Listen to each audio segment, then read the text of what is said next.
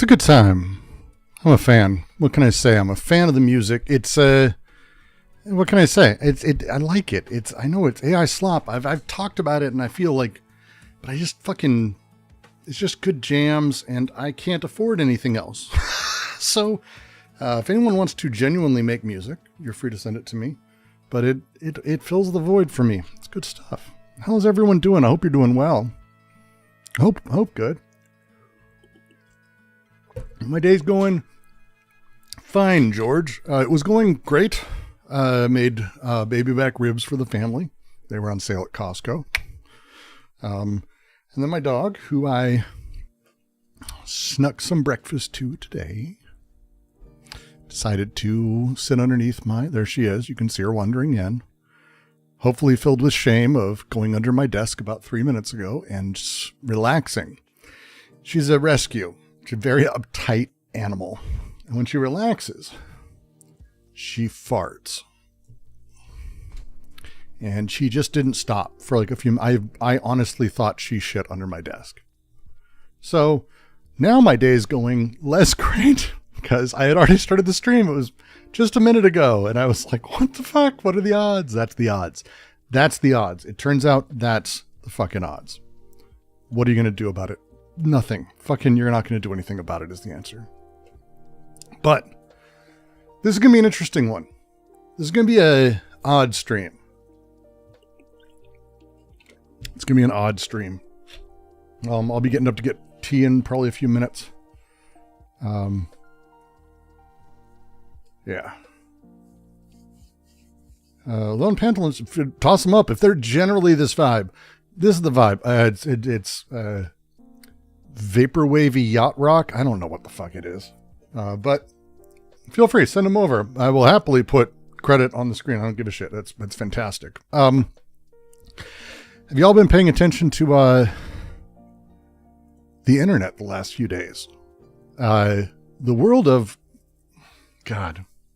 Everyone remember PV? Progressive Victory, the thing like Vosh Destiny Orbit thing, Brianna Wu shit. Here's the thing. We've been trying to figure out, and I say we as in like the collective, politically active, semi like, I don't know, groups. I've been trying to like, hey, how do we battle the Republicans? They have a fuck ton of money. How do we battle that?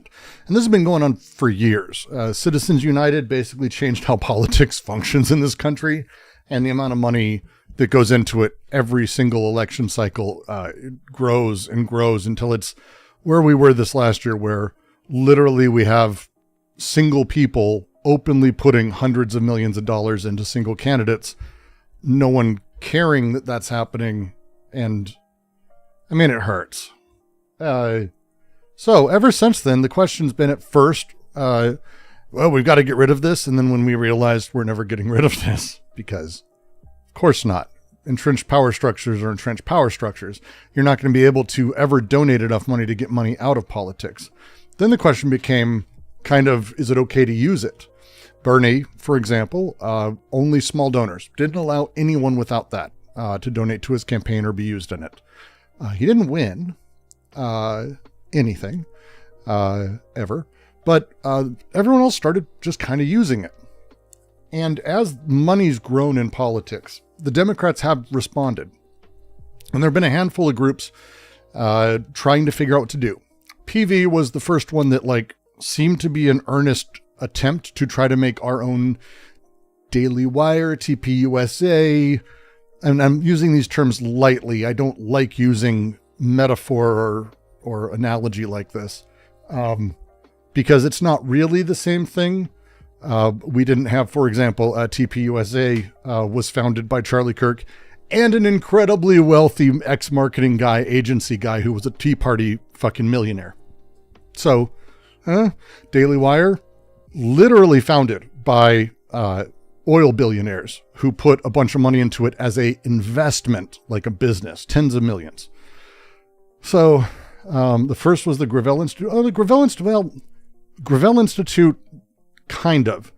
So here's the difference. I'm not talking about like a specific political movement thing.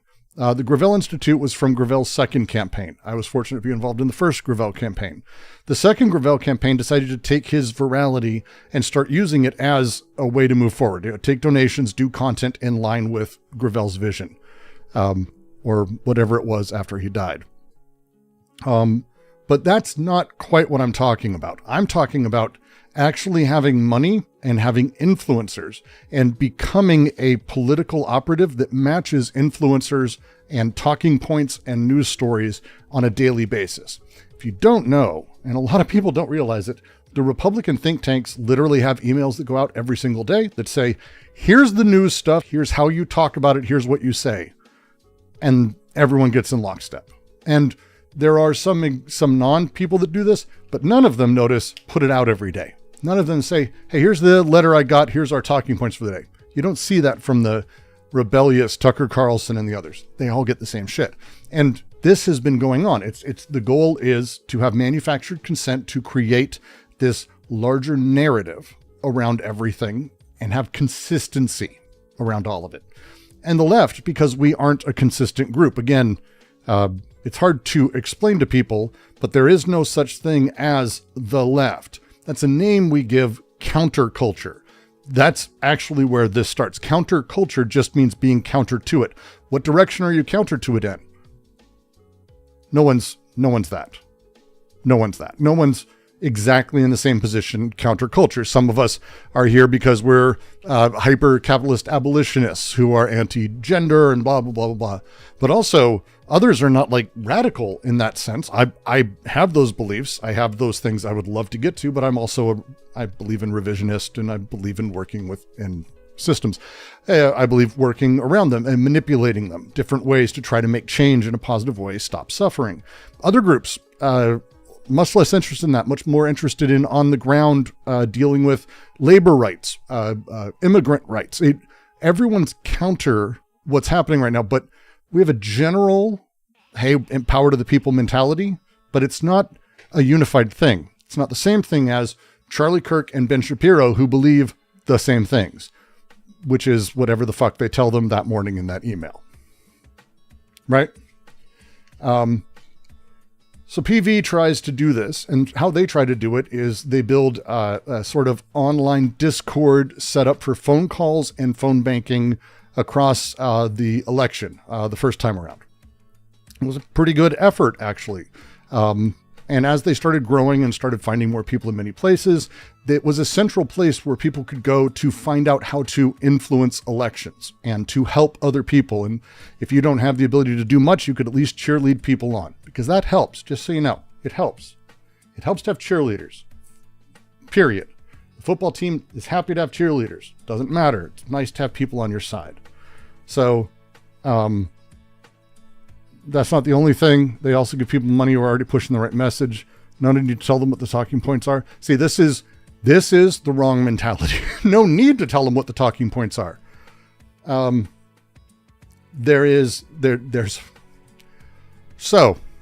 I'll get there serious. So PV started trying to do this, and they were kind of doing and started moving towards doing sort of a Justice Dems 2.0. Justice Dems tried to create this, and then it got fucked up in a lot of different ways and became complicated because leftism is not the easiest thing. Again, it's not, hey, we are for fracking. Here's how you talk about it. Hey, we're anti-trans. Here's how you talk about it. It doesn't work the same way. Here are the news stories of the day. PV, yes, progressive victory. And it turned out PV kind of was doing really weird shit when it came to how they talk to people. The contracts, I actually looked through a few of them myself. The contracts are weird. It was kind of an interesting setup. It wasn't great, but really a lot of it was based around how they were very clearly sort of supporting a very small group and then moving out from there. And that small group of like people, like Brianna Wu and the circle around that. The weird, very odd way that was sort of handled. It was weird. This last election, we saw a lot more money move into the Democratic Party, or at least around it. If you didn't know, there's huge dark money now, also on the side of the Democrats. This wasn't true in 2016, not in the same way. the Democrats' machine has, in the last 8 years, exploded. For a lot of reasons we can kind of go into, but how this money operates and what it can do and where it goes, a lot of people have opinions on. A lot of people. And just the other day, and I kind of want to go, we're going to go through a few of these. One second. One moment. And one second. See, I thought I had this set up and I'm just terrible. This is how bad I am at this job. So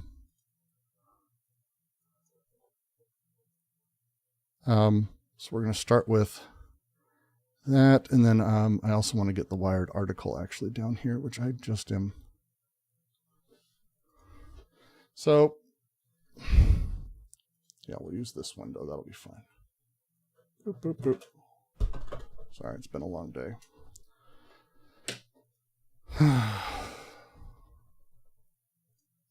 Okay. And then this goes here. I'm even going to put you guys on here. How's that sound? Does that sound good? I can't yet because I didn't pop the window out. That's my fault. And don't worry, serious. We're going to go through all of it.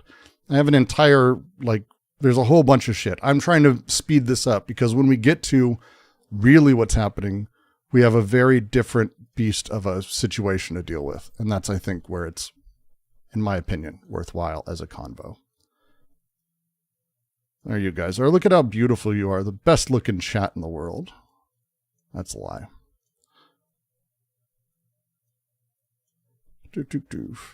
And then up here, we've got this, boom, and then there.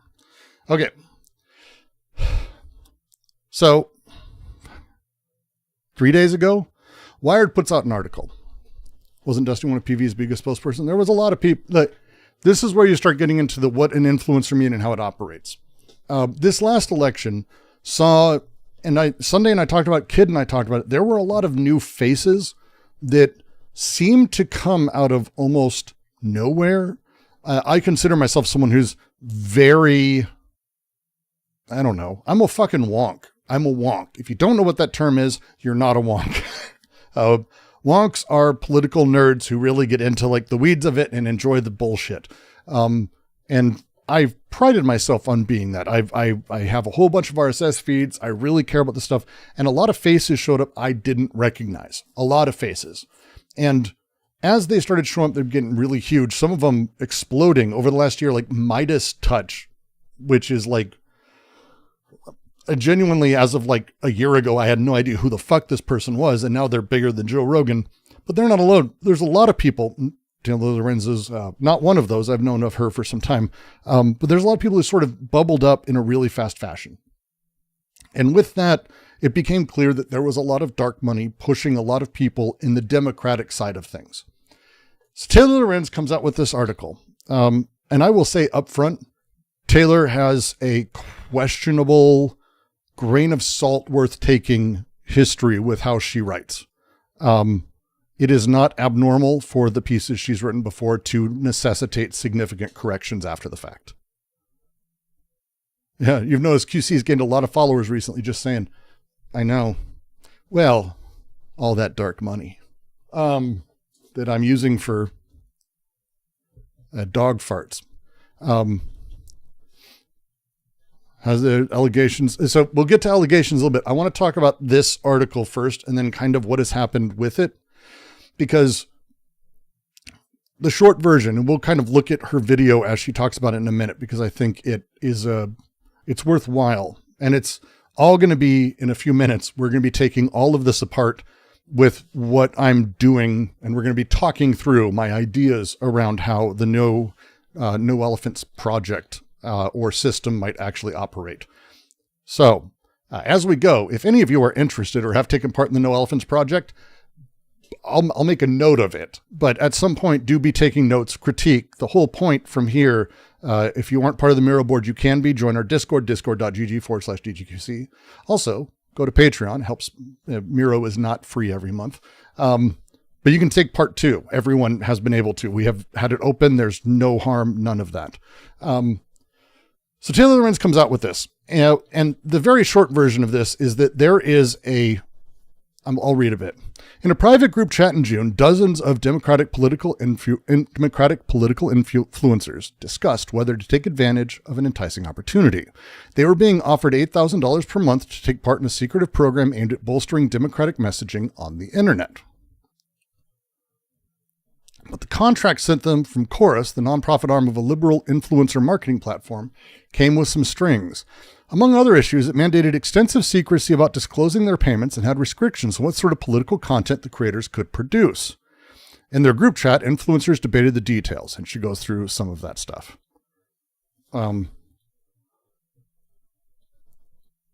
We kind of can start doing, we're going to go through and do analysis on this article because I find it very fascinating. But she goes over. For years, Democrats have struggled to work with influencers. In 2024, Joe Biden's White House snubbed several prominent content creators after they lightly criticized the administration over its policies on climate change, COVID, Gaza, and the TikTok ban. There's language. Just be watching for how she uses language. It's one of the reasons I've never liked her writing ever. Her husband is guilty of this too. They have a style that is inflammatory from the drop. It's not simply reporting.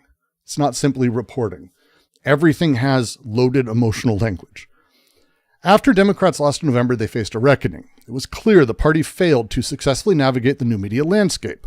While Republicans spent decades building a powerful and robust independent media infrastructure, maximizing controversy to drive attention and maintaining tight relationships with creators despite their small disagreements with Trump, the Democrats have largely relied on outdated strategies and traditional media to get their message out.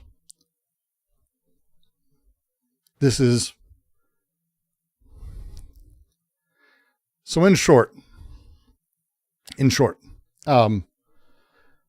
there is a group called Chorus who reached out to a bunch of influencers and offered them 6 months paid at up to, some got very small amounts, some got larger amounts. There's like 90 creators total, that they would be part of this cohort. They would go for 6 months.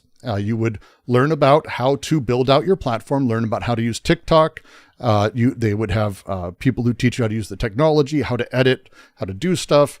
And they would also have daily meetings over what news is happening in the day, what the big stuff is. And then they would also have politicians and other people come in twice a week. And for this, they would pay you to be a part of this because you'd be also taking part in the rest of it. This is apparently the worst thing that has ever existed on the left. I'm going to tell you my take up front, just so you can be very aware. I'm not going to be doing a lot of loaded language. I not only don't find what Chorus did distasteful, I find nothing of what they did distasteful. And there's probably some questions to have in terms of how they encouraged or discouraged bargaining or redlining contracts or responses. But I don't see anything. And I've gone through now all of the videos. I've gone through the contracts that have leaked. I've gone through the people talking about it. I don't actually believe much of this story in terms of how serious it is. Just so you know my take up front. So if you disagree with that, you're free to. But I don't see it. She goes on. And this is why. Look, when you listen to, you said you'd be donating here too, holding my words. Thank you, Simone. Or Simon. Simone Pierre Dubé. The language used here is really specific. Bad writers, I don't find it unethical, just that the Democrats are ineffectual. I mean, if there is a sin, like this is, the thing to complain about is that so much money went to people and they now are they getting dividends? This would be the only thing I care about as someone who is on this side. Are they being effective? Are they actually putting people in place who are creating it? I'm not seeing it. I'm seeing them find people who already are effective. I haven't seen anyone in Chorus who's blown up or who has successfully used this. I'm hoping in time that that's the case, but I don't have that set up. Have the contracts leaked? A number of influencers on TikTok have literally just shown it over and over in a couple of videos. You can piece together all the parts. There are some things that I don't think it went into, but you can piece together all the parts. It's suspicious neither side's posted. No, it's not. It's fucking illegal. That's literally we'll get into how this works. And again, this is one of the reasons it's quite frustrating for me, because a lot of this comes from sort of a misunderstanding of how things are worded in contracts or what the purpose of a contract is or how things are said. Almost everything is a misunderstanding, and it's a misunderstanding that's taken with this tone. And you can literally see it right in here, because for years, Democrats have struggled to work with influencers. In 2024, President Joe Biden's White House snubbed several prominent content creators after they lightly criticized the administration. And then it says, the other one, Republicans spent decades building a powerful and robust independent media infrastructure, maximizing controversy to drive attention, maintaining tight relationships with creators despite their small disagreements with Trump.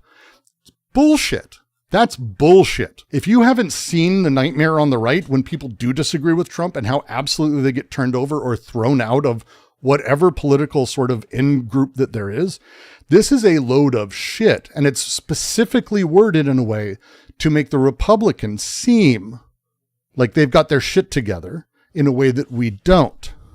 This is Taylor Lorenz wrote this. It is upfront. This is, when you read stuff like this, you need to have these kinds of spidey senses tingling.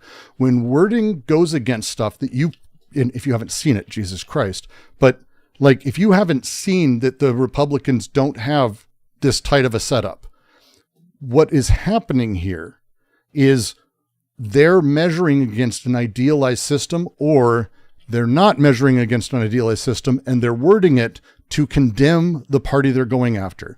You see it a lot in what I would say are moralistic, ethical hit pieces, which I believe this is, where they will overstate the negativity towards one side, while even lauding the side that genuinely is harming the world. Because no matter what you may say, dark money groups that are backing the Democrats are not as bad as Trump. I know it's a bold statement, but dark money groups that are, and we'll talk about the dark money group she goes over here, which is insane to me that this is who we go after. If they're supporting Democrats with hundreds of millions of dollars, they're not my politicians, but I'll take them. Do you not want that? You want Trump to be elected?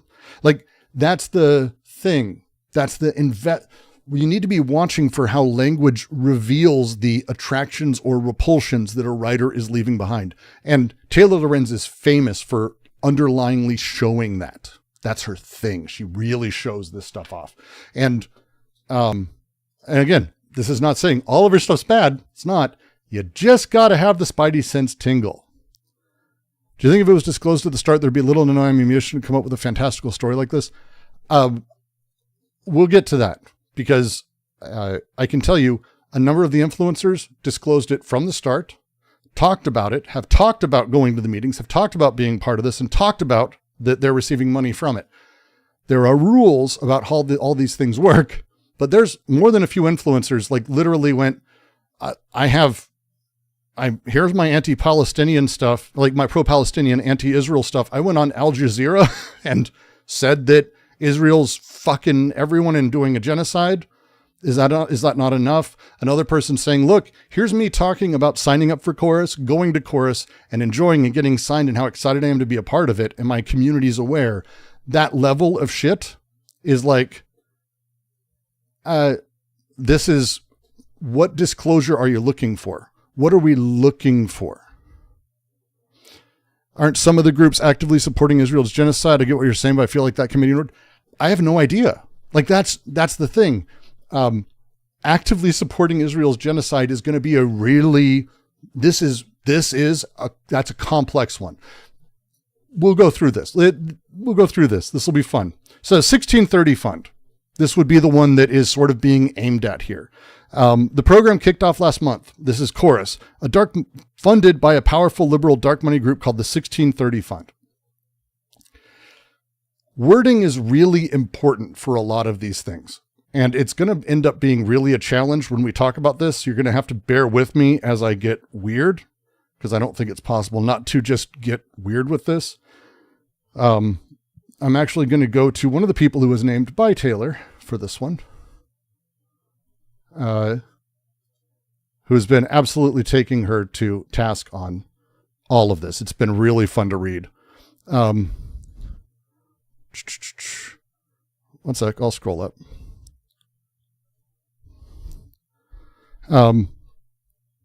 So Booker Squared says, additionally, the comment about disclosing funders was moot. None of us know who they were. That was put out there to cover any random outlier scenario. There's a thing in there that talks about how funding or funder works and what they're set up in the contract. Taylor Lorenz comes at her. And again, this influencer happens to be a fucking lawyer. The contract has a definitional section that defines what funder is, and it is not 1630 fund. It's defined as those who donate to Chorus, not 1630 fund. 1630 fund is a fiscal sponsor that gives to Chorus its 501c4 status. This is nerd lawyer shit, but she's actually really right here. This is actually not the setup that's going on here. This is not how Taylor's wording it in here is actually not how it is in the contract or the rest of it. It's very tightly, specifically worded, and it's important. Chorus, the creators involved were told by Chorus that over 90 influencers were set to take part. Creators told Wired that the contract stipulated they'd be kicked out and essentially cut off financially if they even so much as acknowledged they were part of the program. No, there's actually nothing in there that says this. And again, multiple people said they were part of it on the first day they joined. People said they were part of it after that. People talked about it openly, the meetings and like all of this stuff. People talked about these things. This didn't happen. So you have to be careful. Here's the wording here, and it's why it's really interesting. It's really interesting. Creators told Wired the contract stipulated they'd be kicked out. So they talked to creators who were sent the contract on what the creators thought the contract meant. This is not good. Don't do this. If you're ever going to try to figure out what a contract was saying or what the rules around a thing were, don't ask people who didn't sign the contract or aren't lawyers what the thing meant, possibly, maybe. Does that make sense? The political piece? Well, this is where it's like, what is 1630 is a fascinating dark money group. And you can talk about them in terms of being right-wing coded. And it's going to be really complicated, but I can tell you a lot of the things that they're actually supporting. 1630 has funded stuff. They have on their site what they're doing, what their aims are, what they're donating to, and they even share and have multiple groups that are part of it. What are they donating to? What are the things? And I put together a big list. One sec, I put it in the QC because I was like, this is ridiculous. Here are some things that they're working towards. They're pushing for increasing corporate tax rates, increasing tax rates on the wealthy, child income tax credits, child food programs, free healthcare for all, paid family leave, pay equity for women and minorities. They have a pipeline fund specifically for minorities going into office, voter rights legislation, gun law reform, environmental regulation, renewables and funding, abortion rights, and fighting dark money in politics. Yes, they are a dark money group that is fighting dark money. That's actually what they're doing. Oh, you were saying the political piece. Well, the political piece is it's very weird to read through all this. And again, if you go through their stuff, am I backing dark money? No, we need to fundamentally change all of that. But I just named a list of things that they put $400 million towards fighting for in the last 2 years. And I'm not mad at all. At all. And I couldn't find places where they were pro-Israel. In fact, some of the people that, and I'll get into why 1630 exists. She uses this and she talks about it and talks about this contract that's horrifying. August, tell me if you know of anything negative about 1630 aside. Again, I'm not saying they're communist, like they're not wildly left, but they're not pro-Trump. They're not pro-right-wing agenda. They've got trans inclusivity. Like I really looked through and tried to find things that are like generally center-right Obama leaning, and that they seem like the closest they get is that they have like, they don't want to push for banning assault weapons. They want common sense gun reform. That's like the closest I came to something that's like sort of coded funny. The name references, I had that written down. Somewhere. Radical left will say, all of this is to uphold capitalism. Voting Democrat is voting fascist. How would you fight these talking points back? We'll get to that, Pashy. We will get there. Anyway, she goes through this, and the very short version is she starts naming people, and she starts talking about how all of these people existed. I want to talk about what I think is really interesting here, where turning point. The phrasing she uses throughout all of this is really fascinating. I have a couple of points here. You'll see if maybe you can't see. Yeah, you can see I got little black dots. There's a couple things I want to go over that I find really interesting. And so we're going to do that a little bit and hit a few of these notes. And then we're going to have a generally positive about 1630. Me too. This whole piece is shit, I think. It's filled with loaded language. It's filled with bullshit. It's already had to be sort of, again, taken down.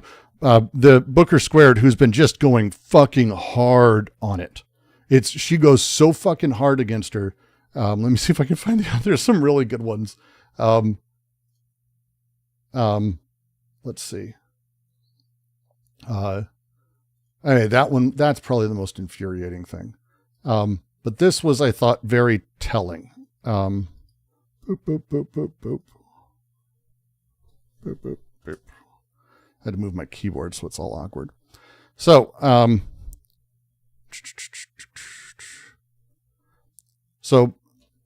she puts up, and she talks about how on April 24th, Taylor had already written an article on Chorus.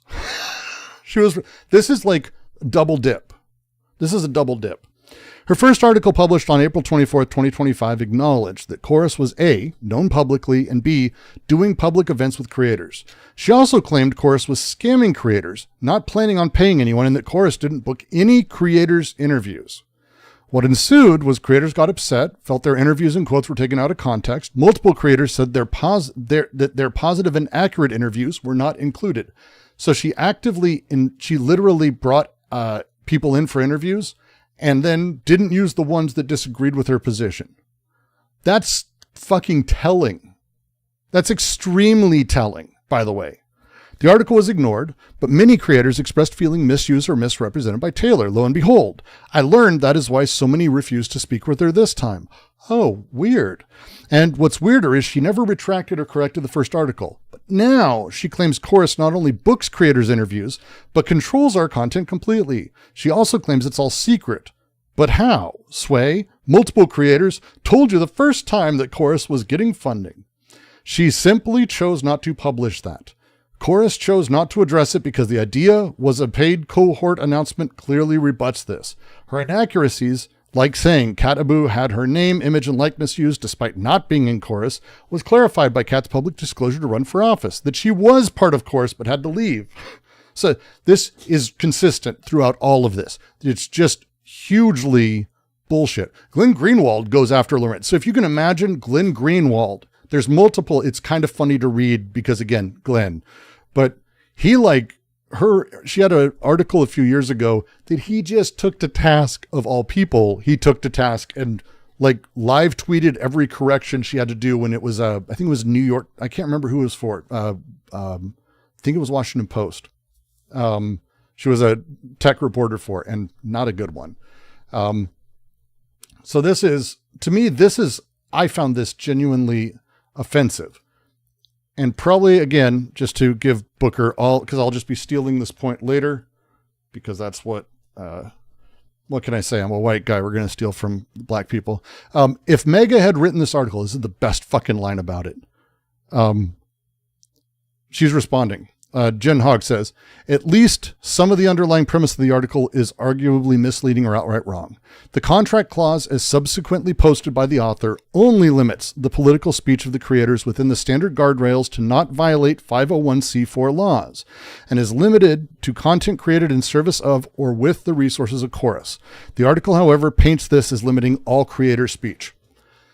When you are part of a nonprofit, 501c4 especially, you're not allowed to do like targeted political shit. You're not allowed to like be paid to do things in certain ways.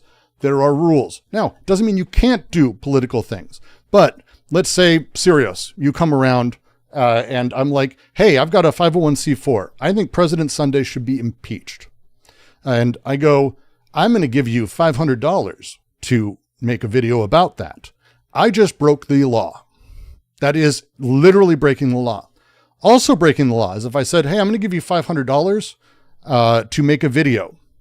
And then in that video, you say, Brooks gave me $500 to make this. That's illegal. It's also illegal to make a video with that $500, use that $500 to do it, and make it about taking down President Sunday. Now, if in the video I give you $500 and you make a video about how there should be no presidents at all, in fact, and that the nature of his horrific regimes that have taken over things includes Sunday, but it's not directed at that, yeah, crossing the line, maybe. But you're not allowed to do certain types of content with their funding. And that's actually what's there. So in response to this, if Mega had written that article and myself and other lawyers exposed how the author is relying on people not understanding contract law to spread misinformation, the conversation would be different. Fucking spot on. This is simply because this is a like darling of the pseudo left or reactionary left online. People would be more willing to accept facts like this that this post states here.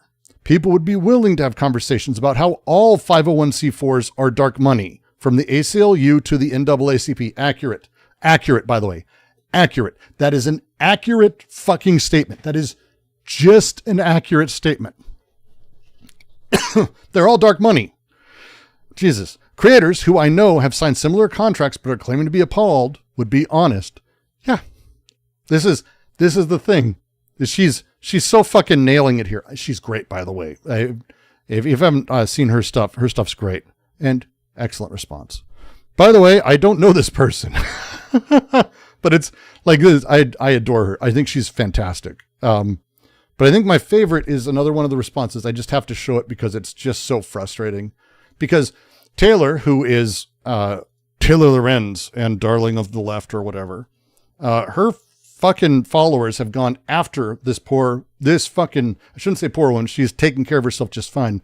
But they came at her. See, you took the money. You've never been against God. You're for Gaza. You're for Israel.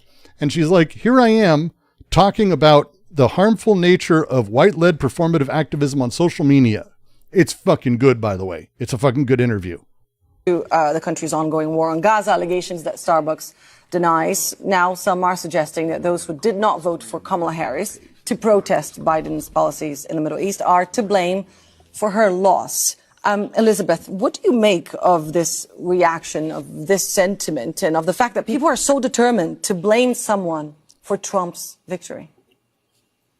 Right. So when it comes to the Go Back to Starbucks movement, in my conversation with the Black women who have made videos or comments regarding that, the common sentiment that I found is that they are more so rejecting the performative allyship of this movement. As many people pointed out over the months, Starbucks is not funding the IDF. They don't even have stores in Israel and haven't since two. I appreciate that. Oops. Oh no. What happened? What did I hit? I hit a button. Doesn't matter. She's great.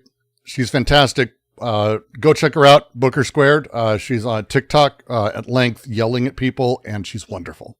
She's wonderful. And I haven't found anything negative about her so far. I spent a little bit of time. And the big deal for me that I think is hilarious is, again, all the stuff that Taylor goes over is kind of this weird bullshitty thing. Yeah, the Starbucks discourse. But again, here she is on Al Jazeera actively saying, hey, no, we need to do more. We need to do real things. I haven't read the article, but I saw Taylor Lorenz video. Does it seem like she screwed expose up? There is no expose. Let me be very upfront. I don't believe there is an expose. I've watched videos from all of the creators. I watched Brian Tyler Cohen, who I don't even like as a creator. His response was very pointed and very specific, and then got shitty because, again, response videos always do, and he's not exactly, he's not actually a revolutionary or anything. But I have no reason, like, this is because people on the pseudo-left hate David Pakman for being a liberal, and he's mentioned in the article. So, oh, you're associated with these guys. Brian Tyler Cohen. I associate you, therefore. So let's hear how she talks about, and this is, again, watch her video, watch this, how she talks about the right and how they did what they're doing and how she couches it. The language. Ignored the MAGA movement's very real and very organic grassroots support online and acted like Trump's win was an anomaly. But the reality is that online MAGA movement's very real and very towards independent influencers do you hear this? Organic and very real. A fad. They refused to acknowledge how online influence played a pivotal role in Trump's win, aside from blaming Russia for buying Facebook ads. They ignored the MAGA movement's very real and very organic grassroots support online. She's explicitly saying that Donald Trump did this organically, that there wasn't a big money machine pumping and making this happen. She called it fucking grassroots. That's how you know that. Watch for this. Spidey signal stuff needs to go off where you're like, wait, organic. She's going to continue. And acted like Trump's win was an anomaly. But the reality is that conservatives have been laying the groundwork for total online dominance for years. The far right began cultivating a personality-driven media ecosystem back in the days of talk radio. See, if you don't know the history of this, you might believe she's not completely full of shit. Just so you know. Full of shit. Rush Limbaugh was absolutely put there by a psychotic group of right-wingers and by people who did everything they could under Reagan, and it worked, to get rid of anything about fair and balanced reporting and laws around it. So that way they could turn talk radio into right-wing radio. So they went out and they bought a whole bunch of AM stations, these right-wing psychotics, and then they put Limbaugh on there. Rush Limbaugh didn't have good sponsorships. He didn't make great money for them for some time. They forced it down everyone's throat. To say it's organic, just think about it. That's what's happening here. To say that this is organic is horrifying. Horrifying. But it gets worse. The 90s. And when the internet came along and social media began to really take hold in the 2010s, conservatives leaned in hard. Turning Point, a nonprofit that advocates for conservative politics in high school and college, was founded by Charlie Kirk in 2012 and quickly emerged as a de facto influencer network. No. It was founded by an ex-millionaire from the Tea Party movement, which was not also grassroots, was also astroturfed and put up. So that's insane to rewrite it that way. But of course, Ben Shapiro, who two oil billionaires gave $11 or $15 million to upfront and then bankrolled for multiple years, he and his partner's Daily Wire play. Let's see if she mentions them. Ben Shapiro founded the Daily Wire, which birthed a slew of right-wing influencers just a couple years later in 2015. All of these things emerged after Citizens United. All of these things are dark money groups on the right. The left didn't have dark money groups. Are they forgetting the concept of manufacturer consent? She wants her own manufacturer consent. If there is anything that becomes clear by the end of this video for me is it is fueled by resentment and anger that she wasn't picked, or that she's not getting recognized, or that she's not in control of something. It's very strange. It's very strange. Around that same time, Gamergate, a misogynistic hate campaign aimed at driving progressive women out of video games and media, provided a blueprint for how the internet could be weaponized by the far right. Which means she believes Gamergate was not astroturfed. That Gamergate was the example that the right went on to use.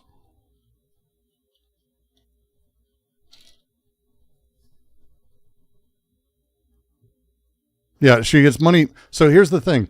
She gets money from something that also donates to 1630. Like, this is where you start talking about, like, what does dark money mean? What does any of this mean? And do we care? Because out the other side, do we give a fuck if it's effective and it gets actual media machine moving? That's my question. But again, this is her saying, this is insane. She's right that Trump had a huge grassroots support network online.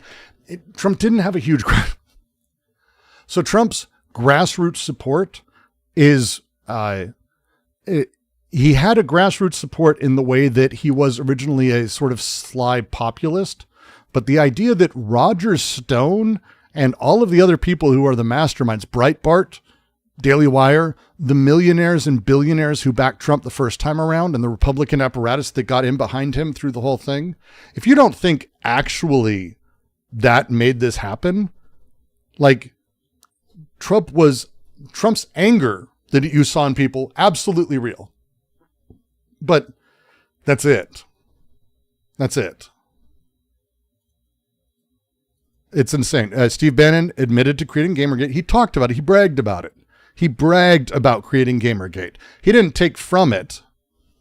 Gamergate also catapulted the first generation of MAGA influencers to fame. The alliances that formed around Gamergate's participants, including Milo Yiannopoulos, Candace Owens, and other future right-wing internet stars, eventually metastasized into a sprawling network. In their book, Meme Wars, the writers Joan Donovan, Emily Dreyfus, and Brian Friedberg argue that Gamergate funneled an entire generation of young reactionaries to MAGA. Steve Bannon, who was central to Donald Trump's win, praised MAGA influencers like Milo for creating an online army that got turned on to politics and Trump.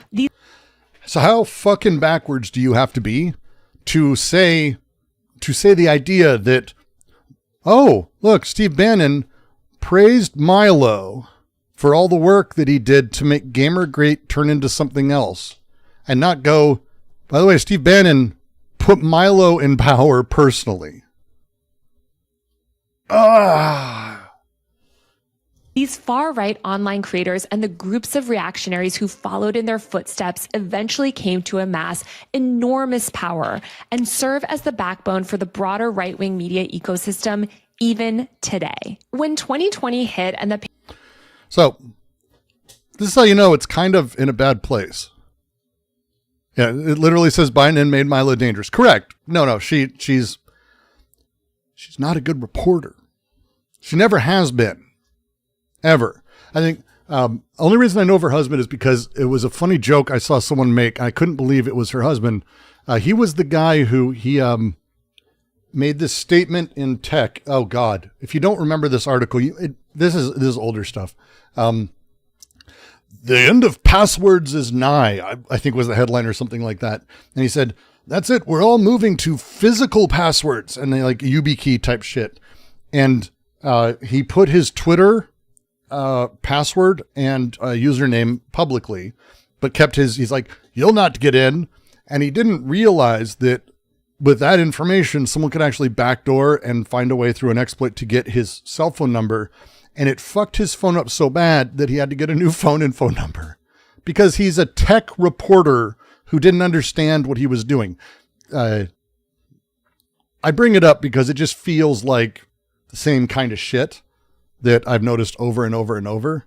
Where was Milo working? Was it Breitbart? Breitbart's work Breitbart pushed him. Breitbart absolutely pushed him. That's the whole point. Everyone on an army that got turned. How Steve Bannon made Milo dangerous. He didn't. Milo, you've done such a good job. I'm glad I found you. Is an insane way to couch this. It's insane. Oh, you're asking rhetorical? Of course you were. Cosmo, in all seriousness, do we expect valuable play action? No. My point, you're jumping ahead. Look, I'm not a bunny. You're not a frog. Let's not jump ahead. Let's keep going. We're going to make our way there. Do not worry. I want to go through a couple little bits here. Me again about Chorus. They told me about a new creator program that the organization was recruiting people for. I was interested, and so I started digging. Before long, someone leaked me a private group chat where dozens of Democratic political influencers were discussing whether to take advantage of an enticing opportunity. As I write in Wired, the influencers were being offered $8,000 per month to take part in a secretive They all weren't being offered $8,000 a month, by the way. Program aimed at bolstering Democratic messaging on the internet. But the contract, which was sent to them from Chorus, came with some major strings. The influencers in the group chat debated the details and whether or not to try to collectively bargain for changes in the contract. Lorenzo, a non-binary creator in Columbus, Ohio, with over 884,000 TikTok followers, asked the group, quote, "Should we send a joint email, or are we just going to send things separately and hope they change everything for everyone?" By the way, this is the right message. If you're ever in a position of like being able to collectively bargain, do that. Just do that. Good. This is good.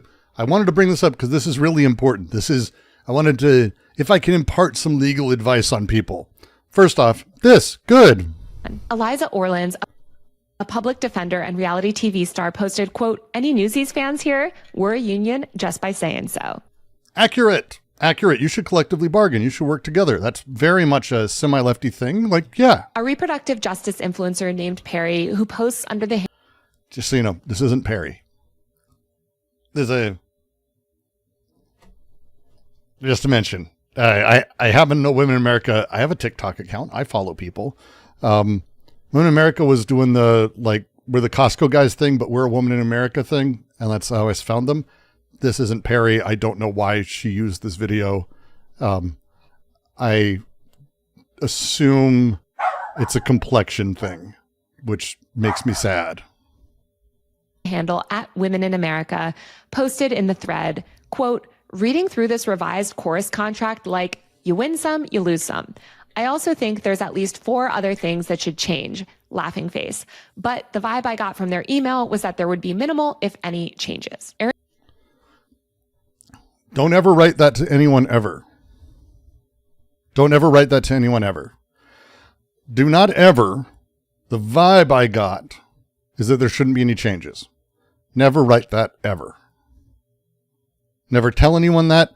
You know how you find out if there's no changes? By trying. You will not, unless you fucking send really shitty red lines in a contract. No one will ever walk away from a contract that has like, oh, look, we can't change that, but what about this? They'll always talk to you. I've had very few contracts not completely explode. I've had 2 that did because it went from things like, hey, we need a fee to do X, Y, and Z. Oh, we're actually not going to pay you anything until job's done.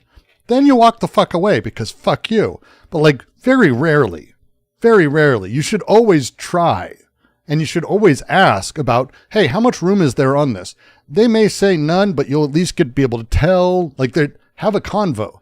This one, this fucked me up that Erin Parnas is who she put in here. Does the name Parnas ring a bell for anyone else? Erin Parnas, a Gen Z news influencer who has been called the Gen Z Walter Cronkite. Don't call anyone that. Ever. If I find out anyone here has called them that, I'm banning you from the community immediately. Immediately. Just immediately. Posted to the chat, quote, "I don't feel strongly about pushing, to be honest, in regards to the contract. Quote, they aren't going to modify it anymore. Seems like a take it or leave it." So first off, anyone who writes that, you should be immediately suspect of. They're telling you not to try. Eat shit. It should be the first thing you say to anyone who does that. Like, eat shit, I'm going to give it a shot. Fuck off. But Parnas? What do you think? What are the chances he's got a dad you know of? Anyone maybe? Because we can go right to his Wikipedia. Let's see if we can find that out. 1 second. I find these moments weird, where it's like, wait.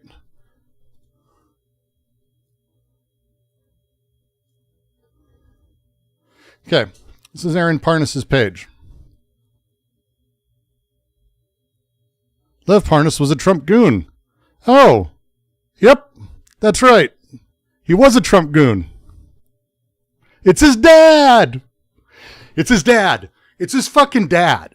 It's his fucking dad is Lev Parnas. His fucking dad. His fucking dad is Lev Parnas.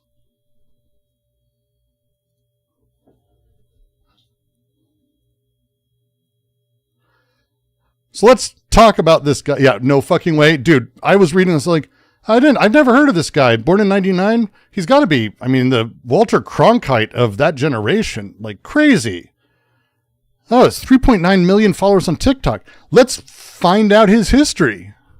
Yes, that Lev Parnas. This is, I was like, are you kidding me, Taylor? Like, Taylor Lorenz, you're a reporter. How is this what you do? Take 2 seconds, find someone else. Don't find the guy who, born in Boca Raton, Florida, to Lev Parnas and Barbara Hassan. He is Jewish-Ukrainian descent. He received his JD with honors at George Washington. Cool, what's his legal career? He interned at Greenberg Traurig, a law firm of Rudy Giuliani. He initially identified as Republican, supported Donald Trump in the 2016 election. After his father's involvement, Parnas left the Republican Party and registered as a Democrat. Huh? His Trump turning on his dad and his dad getting fucked made him hate Trump. Fucking, and I'm serious. His father's legit legal scandal played a role in his political realignment. Parnas also cited a personal health scare. These experiences highlighted the importance of access to healthcare and equitable education. Yes. Visits to underfunded classrooms. Hey, just so you know, no. Anyone who voted for Trump the first time around does not have empathy. Just so you know. That's not how that works. It's not fuck you dad energy. If you don't know the story of Parnas, of Lev, he was horrifying.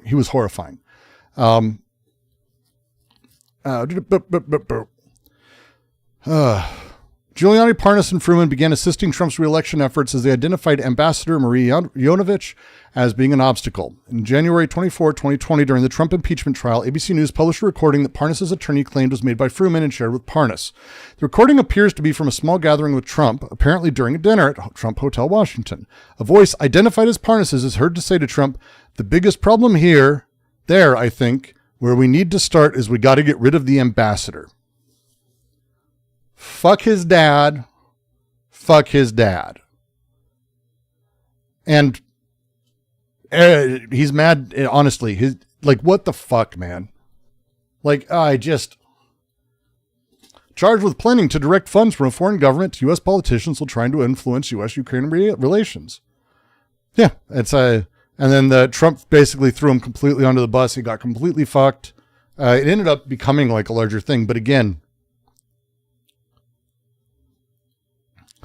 on November 22nd, 1 second. This is so fucking insane to me that this is like, you structure your shit around this garbage. Can you imagine that? Just,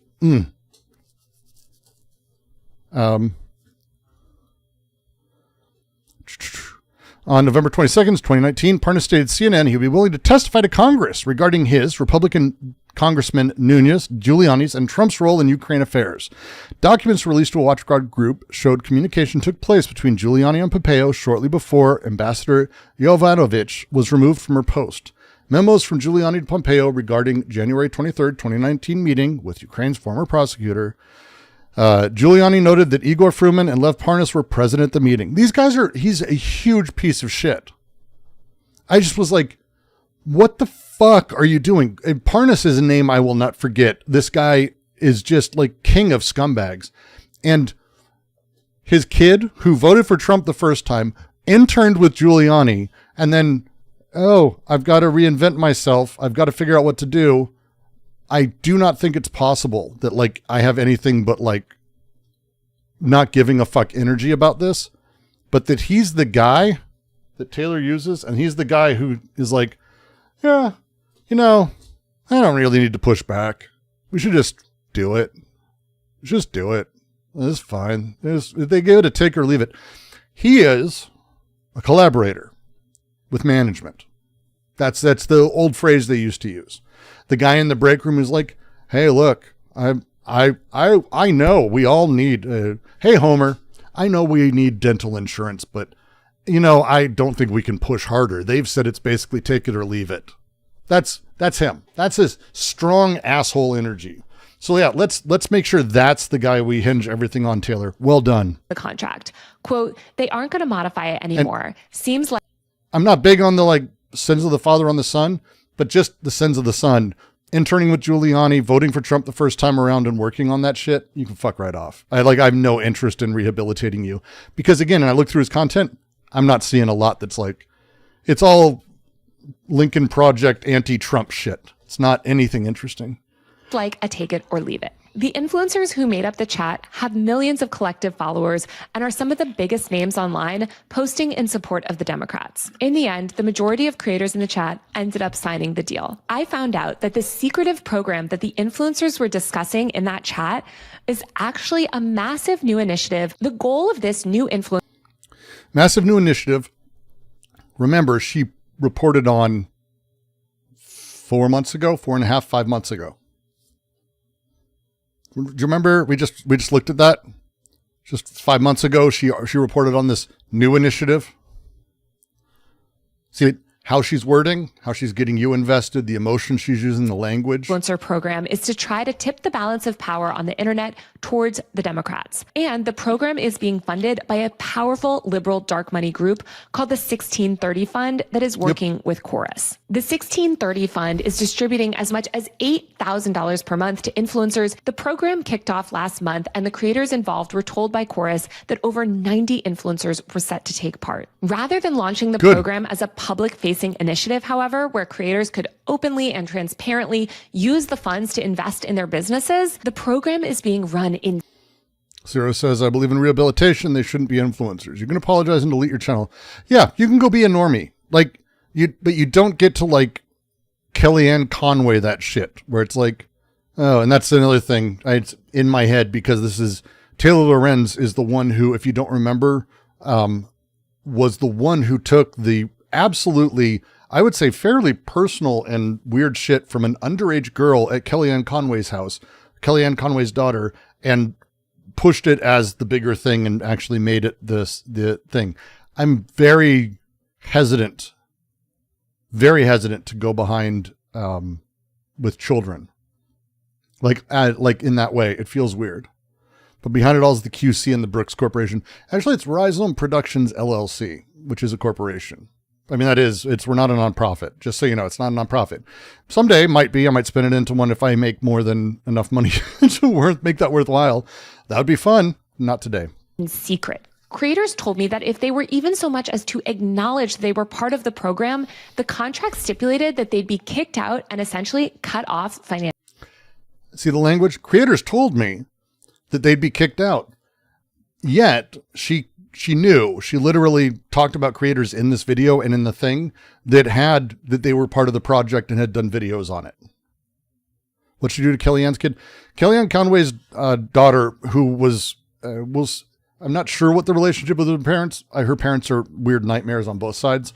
Her daughter started posting videos going off about how her parents are abusive and how awful her mom is.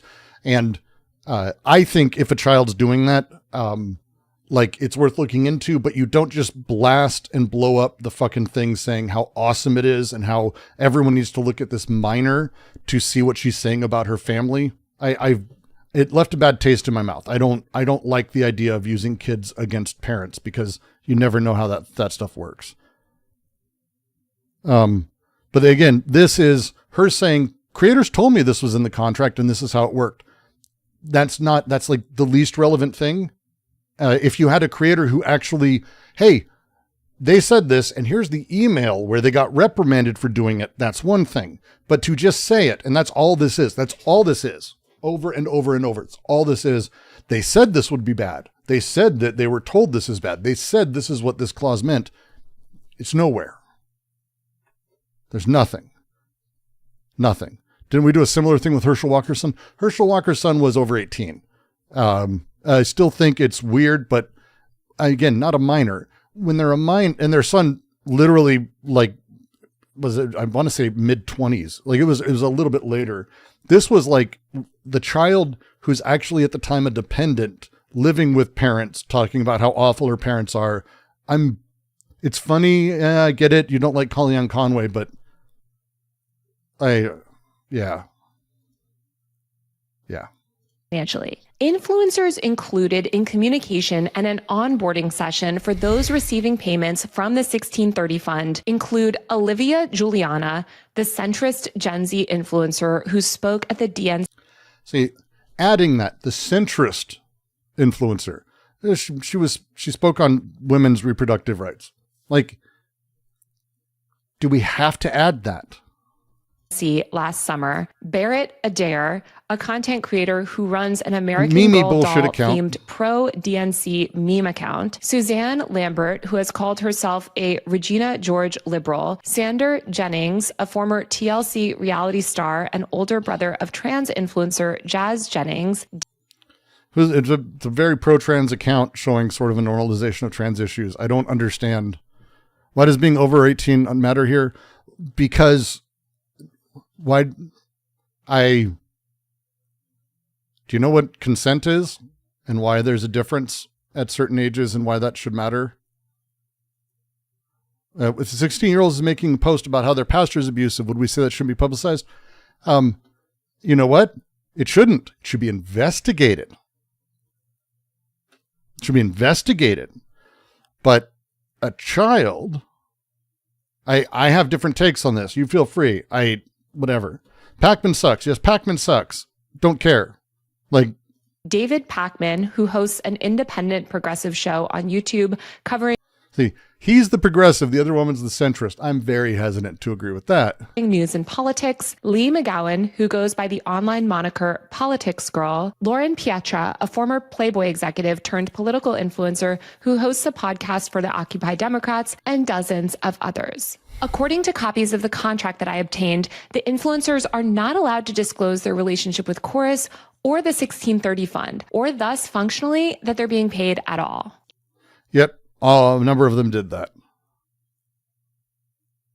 All of them did that. Like a lot of them did this. This is where this is like the phrasing. Here, I'm just going to quote a bit directly from my Wired piece, which is linked below. Dozens of liberal influencers are believed to have been approached by Chorus and the 1630 fund about. I'm pretty sure dozens is a safe bet. You just said there are 90. So the financing her writing is really bad. Opportunity this spring. They were told that Chorus appreciated the work they were doing online and were asked if they'd be interested in being part of the first cohort of a new program that Chorus was running to help, quote, expand their reach and impact, creators told me. Following the initial outreach from Chorus, many creators expressed concern about some stipulations within the contract. According to copies of the contract, creators in the program must funnel all bookings with lawmakers and political leaders through Chorus. Creators also have to loop Chorus in on any independently organized engagements with government officials or political leaders. One creator who was offered the contract but ultimately declined to take it and asked not to be named told me, quote, if I want to work with another politician, I have to fully collaborate with Chorus. If I get Zoran and he wants to do an interview with me, I don't want to have to give that to them. The contract... Just so you know, this is not true. This is just simply not true. Why do I say that? Well, let's talk about receipts and let's jump over to another creator who's part of it, who I actually really enjoyed this. This is a little bit longer. We'll be stopping it. This is someone who's in the program talking about it. I am a leftist that is known for being very critical of the Democratic Party, and I'm a member of a training program called Chorus that teaches political content creators on the left how to grow their... Just so you know, she is very much, I went through the history. She's not my anger, or maybe kids' anger at the DNC, but it's Chuck Schumer should be fired. Why aren't the Dems doing anything? Zoran's the future of it. She's kind of DemSoc leftish, but certainly also talks about Palestine and Israel. So their platforms and make content creation into a full-time job. I have a slew of receipts to explain why a very fear-mongering article that came out yesterday about how this program works is just very inaccurate. And I think I'm a good person to talk about this because I've seen a lot of people afraid that this program is just a way for Democrats to pay people off to blindly defend Democrats on the internet. This is, one second, Ali 202. I'll link to her. I hate TikTok. Ali, ALLIE _202 _. Is it? Yeah, there's 2 underscores. God, I fucking hate TikTok. Oh, come on. There, Ali 202. You see right there, Ali 202. Internet. And I understand the fear because that would be diabolical if it was true. But this is a video of me yelling at the DNC literally yesterday over their refusal to endorse an arms embargo against Israel. I am not one to hold back on criticizing the Democratic Yesterday, the day before the article, is her doing that. Establishment. So I think I'm useful proof. Her response is extremely comprehensive. This is why we're watching it. Proof that that's not what this program's about. I do feel there's people in this cohort who shill a little bit too hard for the Democrats, but that's a them problem, not a this program problem. Without further ado, let's get into the claims of the article versus my receipts. Okay, so the first main big scary thing that's written into this article is creators told Wired that the contract stipulated they'd be kicked out and essentially cut off financially if they even so much as acknowledged that they were part of the program or that Chorus existed. No. Here's a video of someone named Heidi who's in the cohort explaining what Chorus is and that she's joining it on November 20th, 2024. Here is the Chorus website that is public facing, anyone can see it, with literal pictures of creators that are in the cohort. In the contract I signed, there is some language that says, hey, please, before you make a public statement about what Chorus is, just check with us. The reason for that is that, as the article states, there's over 90 influencers in the program, many of whom have very small accounts and joined the program to get mentorship and happen to be immigrants or trans in a red state, right? And already happen to be kind of in extra danger right now. And so the goal with the please check with us clause was to make sure that small creators who already had targets on their back weren't accidentally featured on a huge page. Now, an easy response. Well, look, you're saying that, but it could be used the other way. You have to show an example of this. You can't just say it could be used that way. Every contract is going to have language that can be used a lot of different ways. It comes down to the relationship. And by the way, there's one of my favorite lines about contract law is contracts aren't for the marriage, they're for the divorce. That's the way contracts work. They give you guidelines that say, hey, here's how this works. If we want to do this, this is generally how we do things. And it absolutely makes sense that they would go, hey, can you check with us before making a statement about us? Because that's how I am unaware of people who are willing to do partnerships of any sort who would do that in a way that says, hey, you can say you're part of our group and you can say anything about us ever, and we're giving you money for that. Again, it's an asinine requirement presumed. You never seen a contract designed to protect the little guy? Well, you haven't done enough contract law then. A lot of contracts are designed to protect the little guy, and there's a huge number of clauses you can have put into things. And again, it may be for protecting them, but there's nothing wrong. On the face, there's nothing wrong with saying, hey, before you talk about our group, because now you're a part of it, you need to check in with us. I don't understand how that's a problem for anybody. I don't. You don't have to sign it, but even if you do, what's wrong with that? I do not understand this thing. So, which is insane. It's one of those things that's I don't get what the problem is. You want to be able to be free to say anything and take money from an organization and be part of a larger group that has 90 members. Don't do that. You're a part of a group, work with people. It's just very strange. Companies don't make contracts to protect their employees over them. Contracts, you're wrong. So depends on how you're phrasing it. They make contracts to protect their employees from other employees. And they make contracts to protect their contractors from other contractors. I've been a contractor for a lot of companies. Their work with me, but first off, you can always redline. But two, it has language to stop me from saying stuff that would hurt other contractors, because I shouldn't be able to do that. There's rules around these things. It's a very I don't see the issue here. I really don't. Like, again, the original idea, and we'll go back to the language because maybe that's the important thing. To get like mentorship and happen to be immigrants or trans, public facing, anyone can see it, with literal pictures of creators that are in the cohort. In the contract I signed, there is some language that says, hey, please, like, before you make a public statement about what Chorus is, just check with us. The reason for that is that, as the article states, there's over 90 and Creator Stillwater contract stipulated that they, like, again, this is, hey, we're part of a political communication org. This is a PR communication org. You can't communicate about us without getting everyone's written say so or everything. I wouldn't work with someone if I didn't have that also. The ability to veto how people talk about me in a partnership, and that I'm able to use that, and that is like, why wouldn't you do that? Like, it's really normal. This is super normal. It's very strange. Influencers in the program, many of whom have very small accounts and joined the program to get like mentorship and happen to be immigrants or trans in a red state, right? And like already happen to be kind of in extra danger right now. Again, this may be how they spend it to people or whatever, but there's nothing wrong with this. And again, whatever there is, you need to show that it was used in the way you're claiming. She's claiming it in this way. We have no reason to believe either way. But again, that basically means it's at best neutral because it hasn't been used. If you had a creator who said, look, I put out a thing that said I was part of it and they fired me immediately and they sued me over it, that I'd probably get upset about. But to insinuate that would be the thing that's going to happen is like, show me. You're an investigative reporter. This had to have happened. People talked about this. People have talked about it. You wrote about it months ago. There's no way anyone has ever not been fired or in trouble for this if that's how it is taken.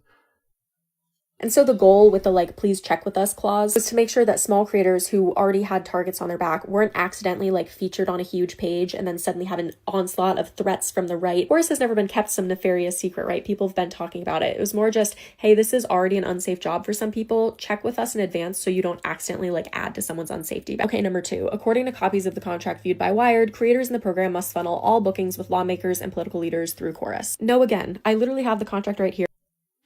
Let's read it. Book engagements. Chorus will provide contractors with access to the Chorus newsroom, which coordinates booking and engagement opportunities for creators with government officials, policy and nonprofit experts, and others whose expertise and experiences are relevant to Chorus's progressive policy agenda. Contractor agrees to 1. Utilize the Chorus newsroom to book engagements, and 2. Disclose to Chorus newsroom personnel any engagements with government officials or others on topics related to Chorus's policy agenda that contractor arranges through other means. Right. Literally the opposite of what the article says. Gingeros, that someone is going to be putting it out. I have no doubt we're going to get an official version of this contract here very soon. But at this point, I'm not comfortable sharing the one I was able to see and the other pieces that you can kind of put through. She and a lot of other TikTokers have kind of put the whole thing out there. But again, there's rules around this, and literally they'd be breaking the contract to disclose the contract, which, by the way, is really normal again. Like, really normal. Here, I'll talk through it in a minute, but first let me show you this. Here's an email of me directly reaching out to the Zoran campaign to try to interview him, because Chorus does not control who I interview or what I post. I also sometimes text the comms directors directly of like Congress people that I want to interview, because usually the congressional offices will give out these little business cards. Assam, that is 100% it. We have a lot of problem of the, I'm not going to say working class. I'm going to say the average person having no concept of like the judicial system or how laws work or contracts work in any sense. It's very bad. It's very bad and scary, actually. Cards. And this is not like specific to content creators. If you haven't ever seen one of these, if you go to Congress or the Senate, if you are an annoying asshole, that's all, these are, the joke we used to make is that this, like you'd have ideally a stack of those and you'd be seeing who was the most annoying for the day. That was the joke, is how many of these cards you had, because it showed every time you go to an office, oh, that's great, here's my card. And it's always some communications officer, some policy fucking analyst, whatever. And these are the cards you get. And you directly, as she's saying, you directly book them. Have Americans ever understood that shit? No. That's why we have so many lawyers, because people don't understand it.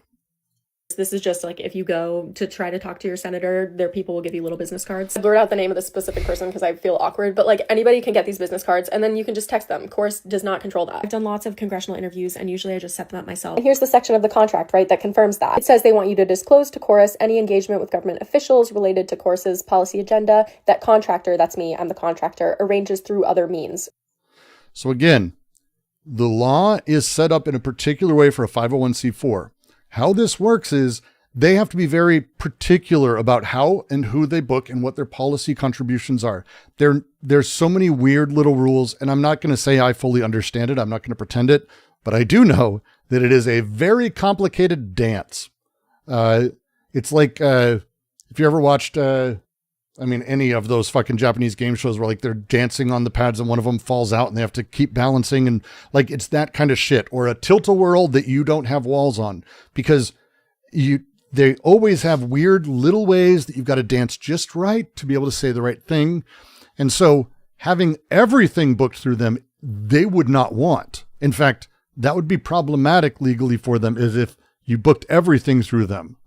Bad. You don't want it because they're working on particular policy that's relevant to Chorus's progressive policy agenda. Do you see how it says that? That's the rules. Anything not in their agenda, they can't it's a long story. It's very complex. As well, just as a concept, you sign a contractual forcing certain political views from the get-go. You don't. Like it's actually not in there that you have to, as far as I've seen, and again, no one's shown otherwise, it doesn't require particular views up front.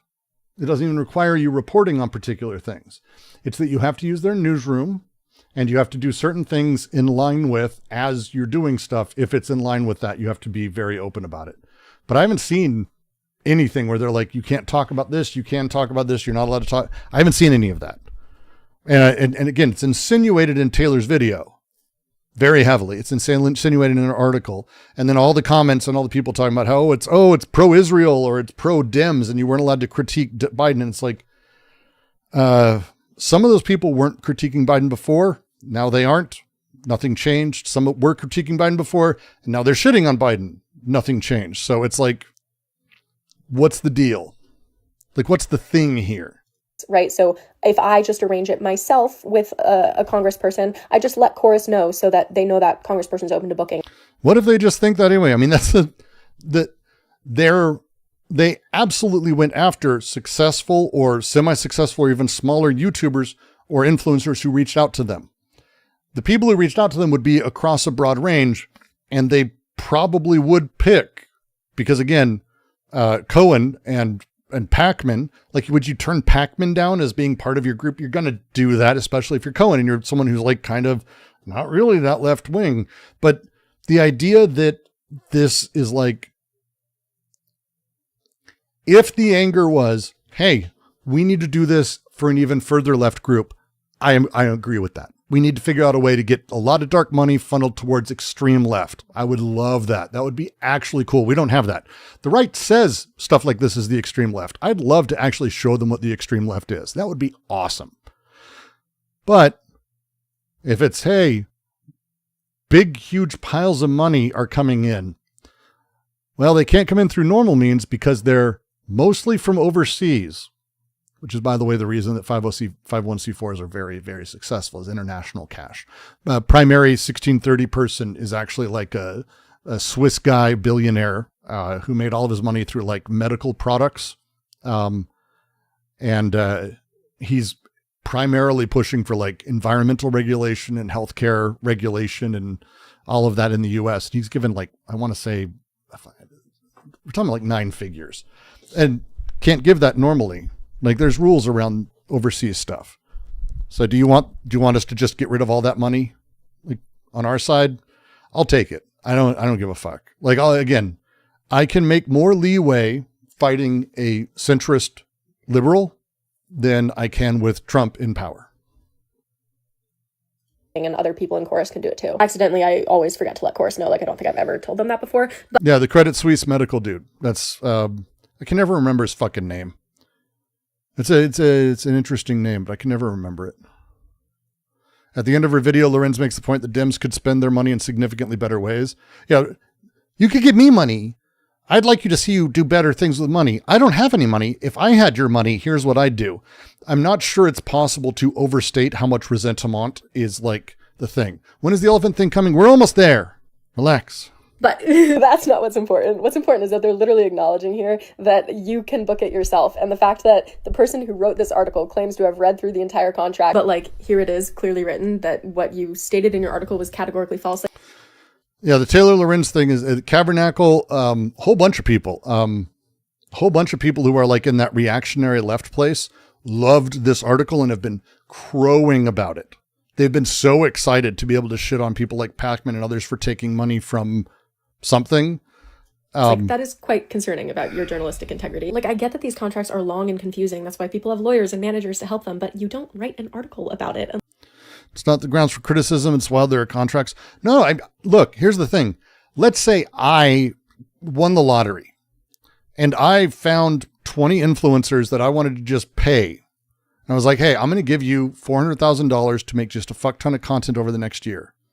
I would not leave that up to them. I would ensure say, by the way, it can't be politically neutral. It has to be focused in the way that this 501c3, 501c4 nonprofit is set up. You can't just make Minecraft videos or videos about how doing cocaine is great and spend my money on cocaine. You have to give guide rails for this. Otherwise, there's no rules. Like, again, contract law is kind of important and you can bargain. There's a power structure there. Yes, it sucks, but you can bargain. People will talk to you about these things. Unless you understand what's going on. Well, that's like Brooks is going to pay $400,000. If I just like make pro to lose content, what does that mean? Nick Land is in theory pro to lose. Is that cool? Do you think I want my money going to that? Like, again, this is where it's like, do you understand what it's like to actually be in this situation, to actually work with nonprofits, to actually figure out how to disperse this or deal with the legalities? You've got to do it. You have to write a contract for this. It has to be in there. This idea that like someone's going to come along and give people on the left $100,000 freely. Hey, here's a big pile of money. Do your work. That is fantasy, and an insane fantasy. Like, that's not how anything has ever worked. Ever. Article is just written like, this group, they have money. Yeah. If I pay Sunday $20 million, it's designer cardigan week and his entire channel switches to like cardigan reviews and book reviews of spines. And suddenly there's no political content. Like, is that what you think we do? No, you need rules. You need setup. That's what contracts are for. Like, hey, you want to reinvent the entire world? Have fun. That's what contracts are for. Money, and so they control them, and it's just like, no, that's not what's happening. If there's someone in this cohort that you are like, they are too much of a shill doing whatever the Democratic Party says, it's not this program that's the reason for that. I don't know how to put this nicely. It's either a personal moral failing by those people, or it's a different contract they're under that says they can't criticize Dems, but it's not this one, because I'm under this contract, and you can catch me on the daily making fun of Andrew Cuomo, pissed at Cory Booker, calling for Chuck Schumer to lose his job. Take your pick. I have heard of contracts that exist that restrict what people can say bad about Democrats, but this is not one of them. This contract actually has no bearing on a single thing that we ever post, which brings me to my next section. The next part, and this is a really important part, I'm going to try to explain this as well as I can, but feel free to comment questions. She actually explains this very well. This is complicated. Is that the contracts reviewed by Wired prohibit standard partnership disclosures. What she's talking about, okay, a standard partnership disclosure is when you make a video in partnership with an org like the ACLU, and so then you put ACLU partner as a disclosure in your caption. There is very important context left out of this article of why the standard disclosures aren't the kind we use at Chorus, and that's because Chorus never pays us to make a video. The author of this article actually said that in a comment. You're correct that Chorus doesn't pay you to post specific content. Chorus is a training program where I learn things like what lights to buy if I want to film a YouTube video, and what policy experts are saying about gerrymandering in Texas and National Guard in DC. So since Chorus is about like personal development and they're never paying you to make a video, of course you're not putting like Chorus partnership in your caption. That's not how that would work. So I don't fault anyone who read this sentence and was like, that is so evil, because a lot of people who consume content don't necessarily know the way that the logistics of like, your partnership labels work. Does that make sense? It's actually really specific and really how the US law functions. Of a 501c4, there's rules around what they can and cannot pay for and set up for. If a piece of specific content is political, they're kind of not allowed to do that. And it's kind of a big deal, by the way. And that's why they don't have, this is the content to do, this is the setup. They're an information bearing org. They're a training org. That's the setup. That's the thing. That's the thing to push. One sec. I've got fucking Chrome keeps running out of memory and I don't know why. It's very strange. But I am frustrated at the author of this article for not adding like the relevant context here, because she is not supposed to publish an article unless it's been like very fact checked and contextualized, and this was like very misleading. And then I also highlighted this section. I accidentally talked about it already earlier in the video. The, you know, creators will not publicize the relationship with Chorus or tell others they're a member of the program without Chorus's prior expression. So she's saying it's a training program, not a content production program. It's training on content production, but it is not, here's the content you have to do. There's no rules of that. She's actually going to go through this. And it's the part that I want to skip to. See, to be able to just, someone does something like examples of people who've publicly talked about Chorus for a while. I'm happy to provide them. Feel free to comment. I just used Heidi's example because I think it's just very obvious. Okay, I have 2 more things to address in this video, and then feel free to comment if you have more things you want me to explain. But the first is, we've talked a lot about what Chorus is not, because that article led people to believe that it was this, you know, a plot by the DNC to be able to just pay people off to blindly obey them. Now that that's been debunked, let's talk about what Chorus actually is. I have my Google Calendar for the week here to explain. Every morning, we start off with a news update meeting. Okay, we meet for 15 minutes. Let me also add, you need to understand, what are the chances that a right-wing asshole would lie in order to become part of Chorus and then state, here's what we're doing at Chorus, and Chorus is this, and say a whole bunch of other shit? Again, that you need contracts for bad faith actors. You generally don't for good faith actors. And again, if people are being prosecuted in the ways that Taylor Lorenz is saying they are, that this is this really brutal thing, just one fucking example of each one is literally all you need. You just need to show that that is how this org works. That this is normal. Like, if you're going to do an expose, the expose has to be here's what they're doing, not here's ways that a contract could be taken, because that's like nightmare thinking. It's nightmare thinking. Soft pressure with a stipend to encourage you to internalize the training in ways they want. Maybe. Again, to me, that's like the most hardcore dark version of this, because again, here's what she describes as the actual training.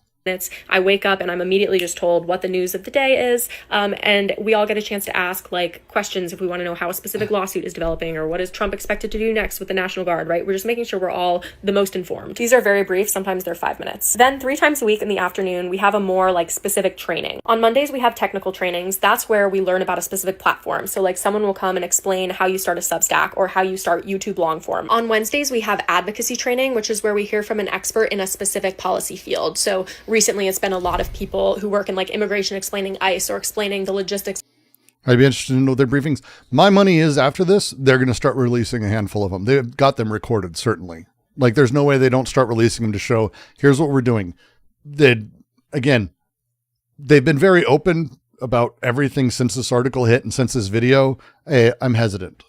Of the National Guard, that kind of thing. And then Fridays are a little bit more flexible, and they're optional. I haven't gone to them, so I like won't speak on it. And that is the weekly schedule. And the whole point of it is that you're like developing your channel over the course of 6 months, so that hopefully by the end of it, you can be your own self-sufficient full-time content creator. Because people who work in politics on social media often have a hard time getting funding. Like, it's hard to make it your job, but the right does a really good job of making it people's jobs, such that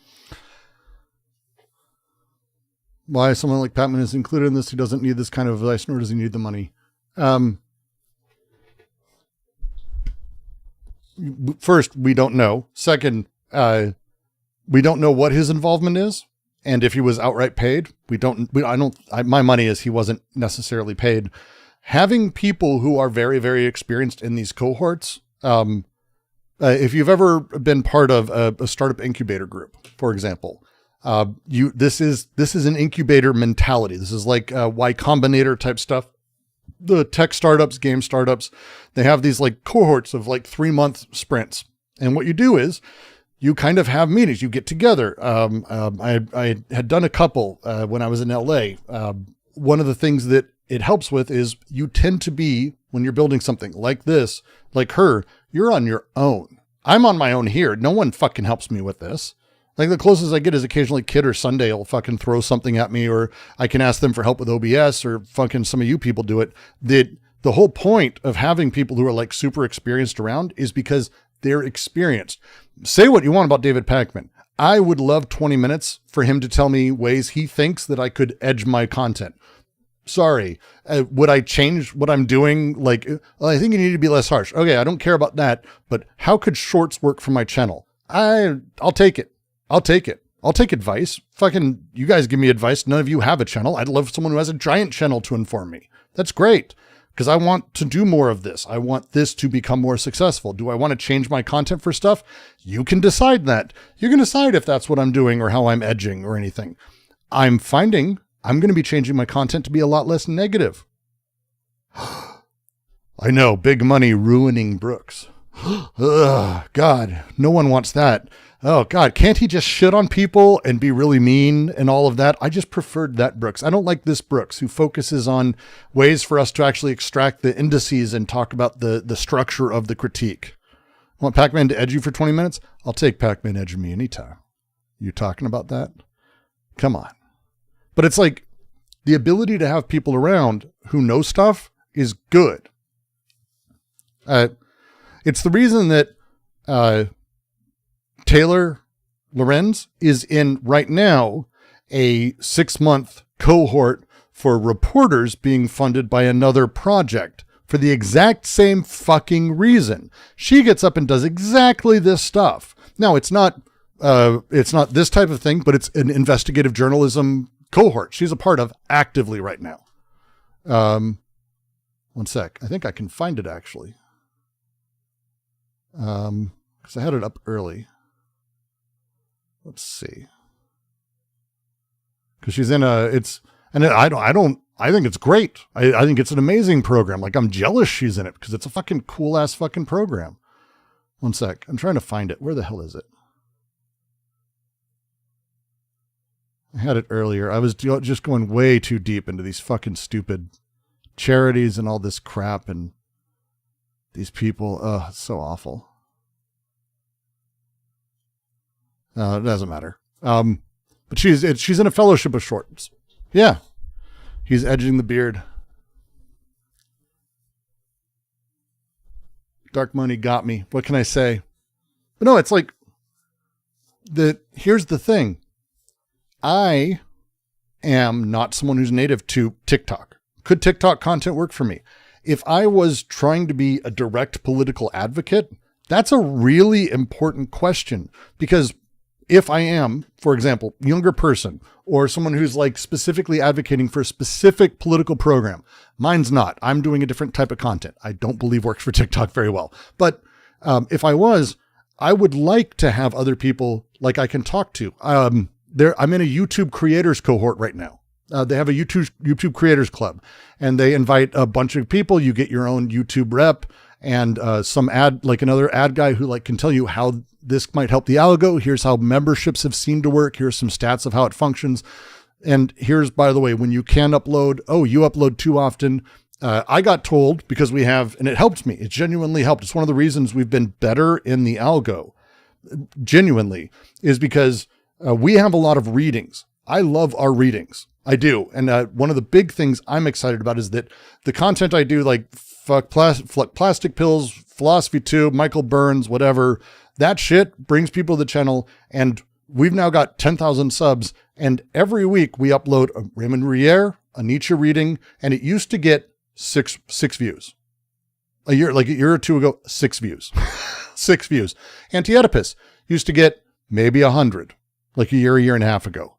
Now they're getting 100, 200, 300 views, and Anti-Oedipus is getting 1K to 2K views. That I'll fucking take. I'll take that. I don't give a fuck. That's it. How did that work? How did that work? Easy. They said, hey, by the way, your videos, your readings, you're uploading them kind of willy-nilly. First, you need to stop them from being notified. If you don't put on notifications, it doesn't affect the algorithm of your channel, because people upload archive videos all the time, and this isn't notifying people, and so it doesn't get put into that same rotation. That little trick, changed our entire game for the algorithm. I didn't even know it was a thing. Did you know it was a thing? Did you know you could turn off notifying subscribers of the video? I didn't even know. So like, there you go. I learned that from someone. The professional groups, people doing things, learning from each other. You need to show me how it is bad and toxic or doing things that are evil. You can't just say, here's clearly how a bad thing works. Don't you understand it's all evil? And that's what this is. That's all this article was. That's all this video was. Same exact thing over and over and over. It, quote, connects Republican candidates with the internet's most powerful conservative influencers. Democrats have long criticized the role of dark money groups in politics. Trump and the Republicans have repeatedly refused to openly disclose paid financial partnerships to the public. But now it seems like the Democrats are seeking to replicate this dubious system, but use it to push pro-Democrat messaging. And let me just be clear. And it's that is how, you know, it's kind of like, what messaging would you rather they push, Taylor? The political party and that, a lot of it is Occupy Democrats. Like literally it's people who are critical of the Democratic Party. What do you want them to do? What in your head? What do you, what fascinating thing do you think could happen here? They've got $400 million coming in through that org. These guys got, I'm guessing $5 to $10 million or some shit like that. How do you want them to put that through? How do you want them to pay for it? Where do you want them to put the money? Groups that are purely anti-Dem, that's the right wing. Groups that are saying don't ever vote for the Dems, don't get involved politically. Like, what the fuck do you want? Like, that's like the only thing I can't. Aren't the Occupy Democrats? I don't care. Again, this is like, what do you want? I wouldn't have as much of a problem with some of this funding stuff if it was going to actual impactful progressive creators or journalists. I still think that the funding should be. Do you see that? Who do you think she's talking about? I wonder if we can think of anyone who's an actually impactful journalist.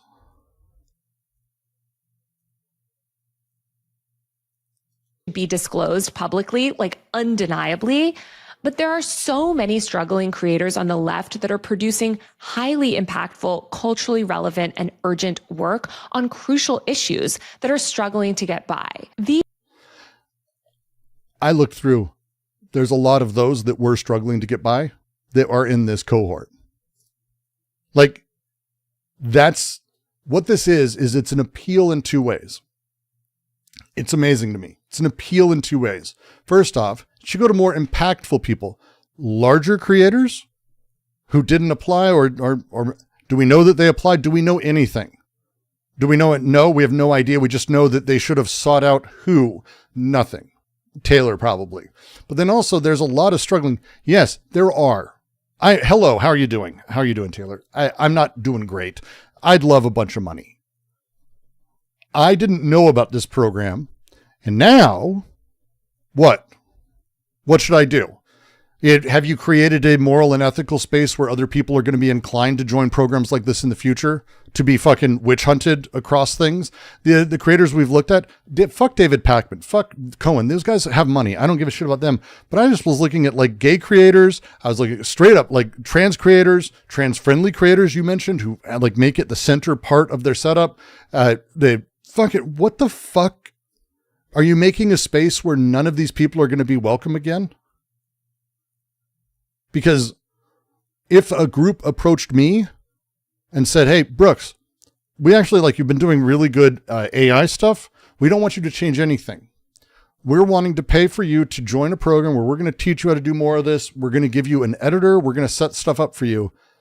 I, at this point, would be hesitant because I don't want to be seen as a piece of shit.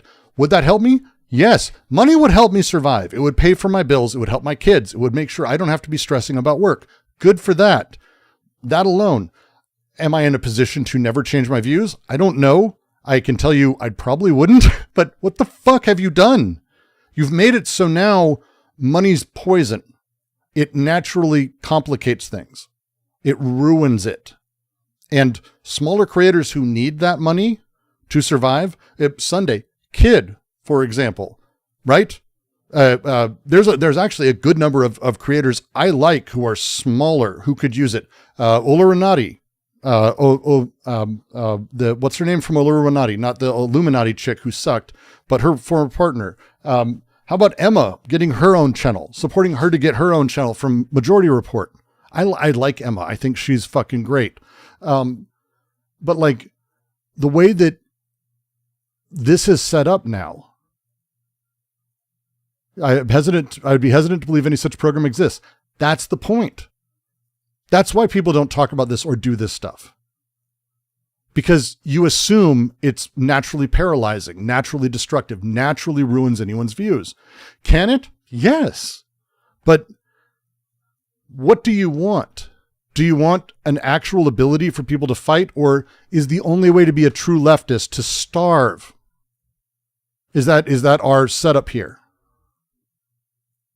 Is it you have to be starving in order to be a true leftist? You can't have money to be a true leftist. Because anyone who gets money, you can't be a true leftist. You're out.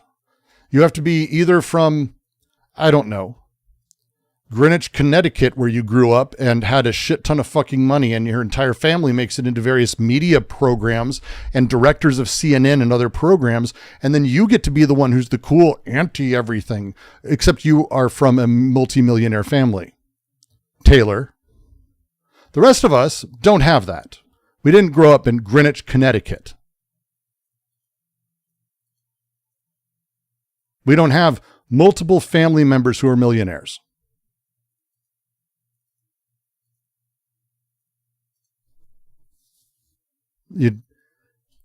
I haven't seen anything in this program, anything that shows that there were strings that were pulled in a really specific way.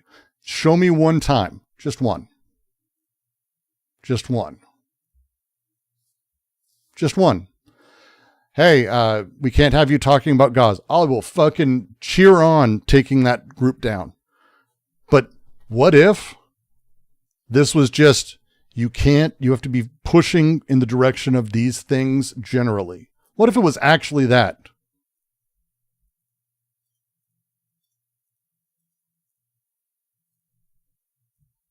It's the right, because they naturally are not afraid of power. They're not cucks naturally. When they get paid, and they run with it. And they continue to run with it. Unhealthy? Do you think Charlie Kirk changed his opinions about anything? Do you think he gives a fuck? He's a whore. Charlie Kirk's a whore. Ben Shapiro's a whore. All these people are whores who are generally in line with their own opinions. What do we do? Are we assuming there's no strings until proven otherwise? I mean, yes. We're not assuming that things are always bad. YouTube is paying me money. YouTube pays me money. Run with it. It's not a lot. It's not a lot. But how much money do they have to pay me before I'm a little more worried? How much money before you can justify that that's the reason I'm saying things? How much money does it take for you to pre-build and condition yourself into dismissing whatever someone says because they got that money? That's the more important question, because guess what?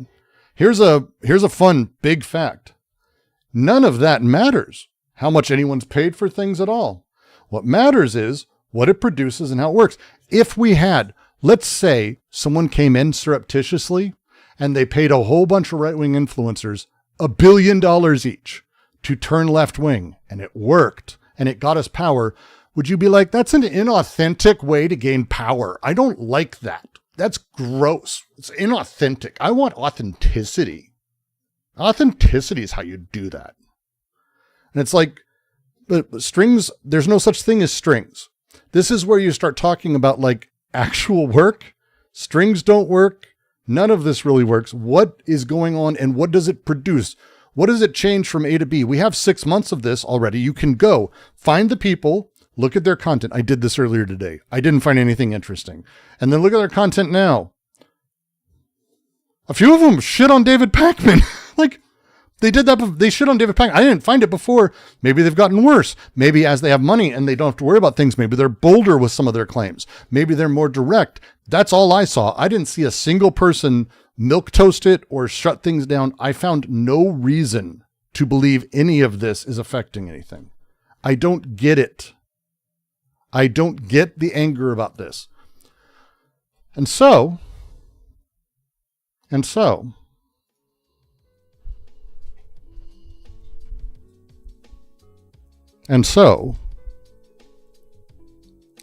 we need to talk about no such thing as strings.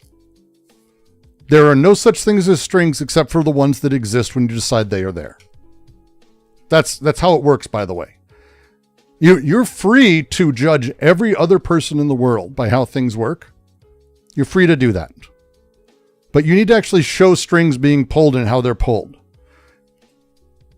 People in Congress who are given money, you think they change their mind? Oh God, I got a bunch of money. Now I'm for oil?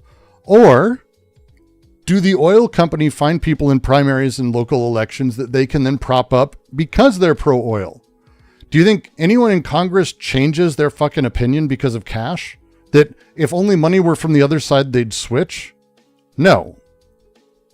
That's how dark money doesn't work that way. If you think that these people are deciders and they're the ones choosing, you're silly. You're silly. How it functions is money puts the people in power they want in power. What changes is the people. That's what money does. Money doesn't change people. Money changes who's there. No strings is a dumb way to say it. Show me strings. Show me a single string in here. Are there incentives? Is there pressures? Sure. But show me strings.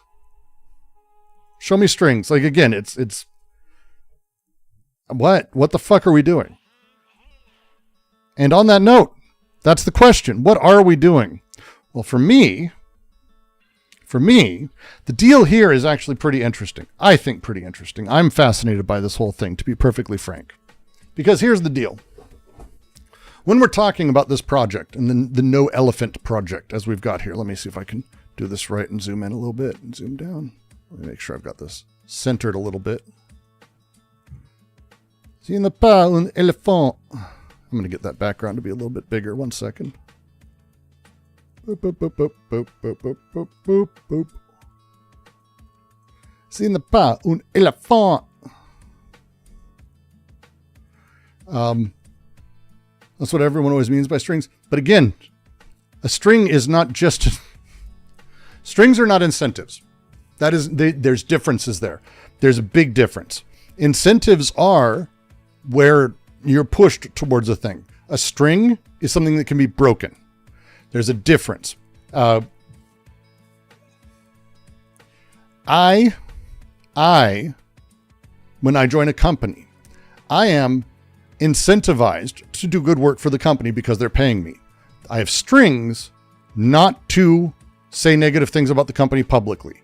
The string means the other thing's gone when I do it. But the incentive is not a string. It's when you work politically, when you work in political groups, when you work with news groups, when you work with nonprofits, they're all going to have incentives towards funding. Every single one of them has incentives towards funding. Every single one of them.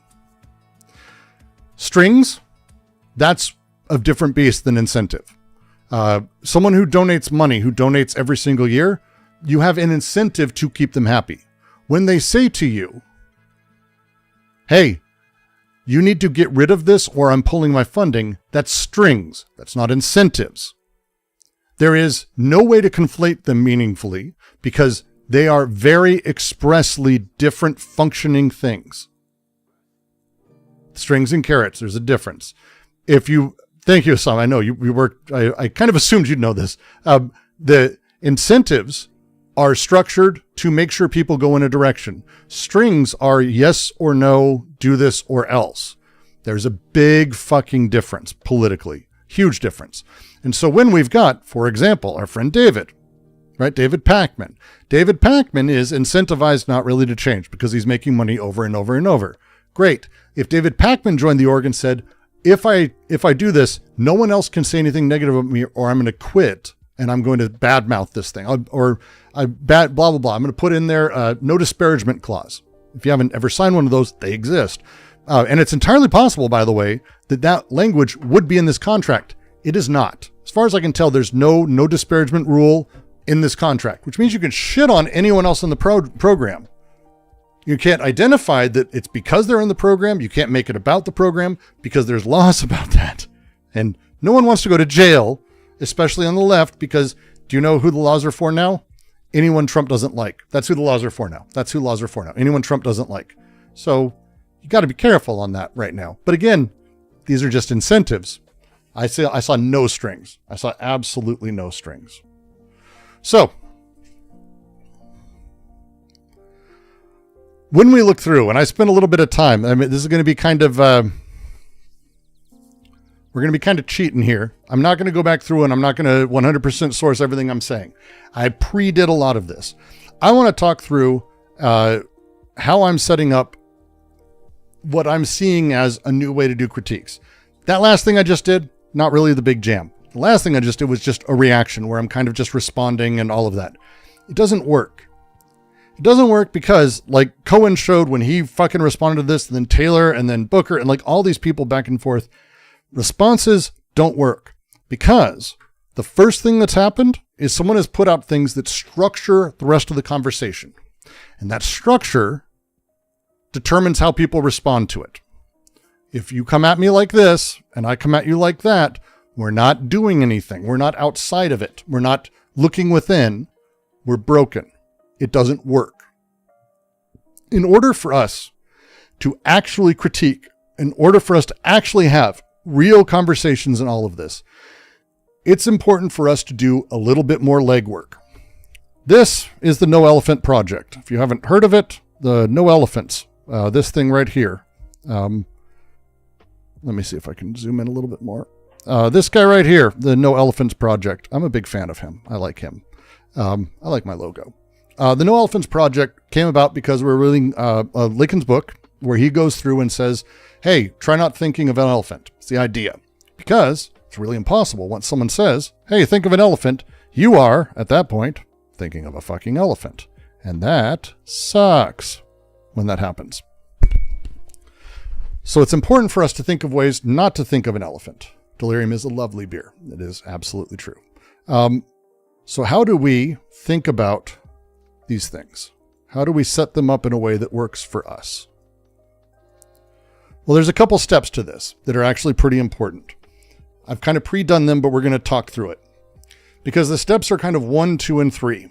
We're going to go through the first step. Then we're going to be talking about the second step and third more abstractly because I'm not going to do it live for you right here. We're going to go through do the first one. So for those of you who haven't, in the No Elephants Project in the Discord, you're free to join. You're free to join live right now. It's a big deal. Serious, we'll talk about that actually. This stuff happened recently with the shooting. Left on Twitter was trying to debunk the right, calling shooter trans, ceding the framing to them. Yes. And then as far as I can tell, it turns out that the shooter was trans, detransitioned as part of joining a series of anti-trans right-wing hate groups, which is like, what the fuck? Like for me, what the fuck? But by ceding the structure, it's over.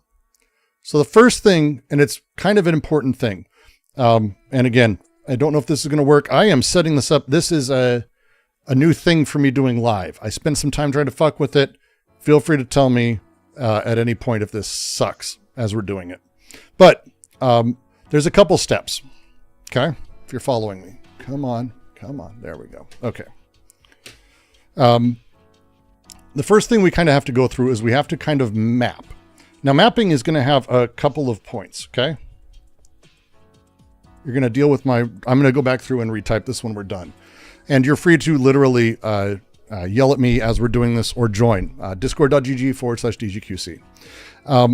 Mapping comes in a couple of different ways. The first we want to go through, and it's kind of a fun thing is we want to talk about the linguistic patterns that kind of keep happening over and over and over.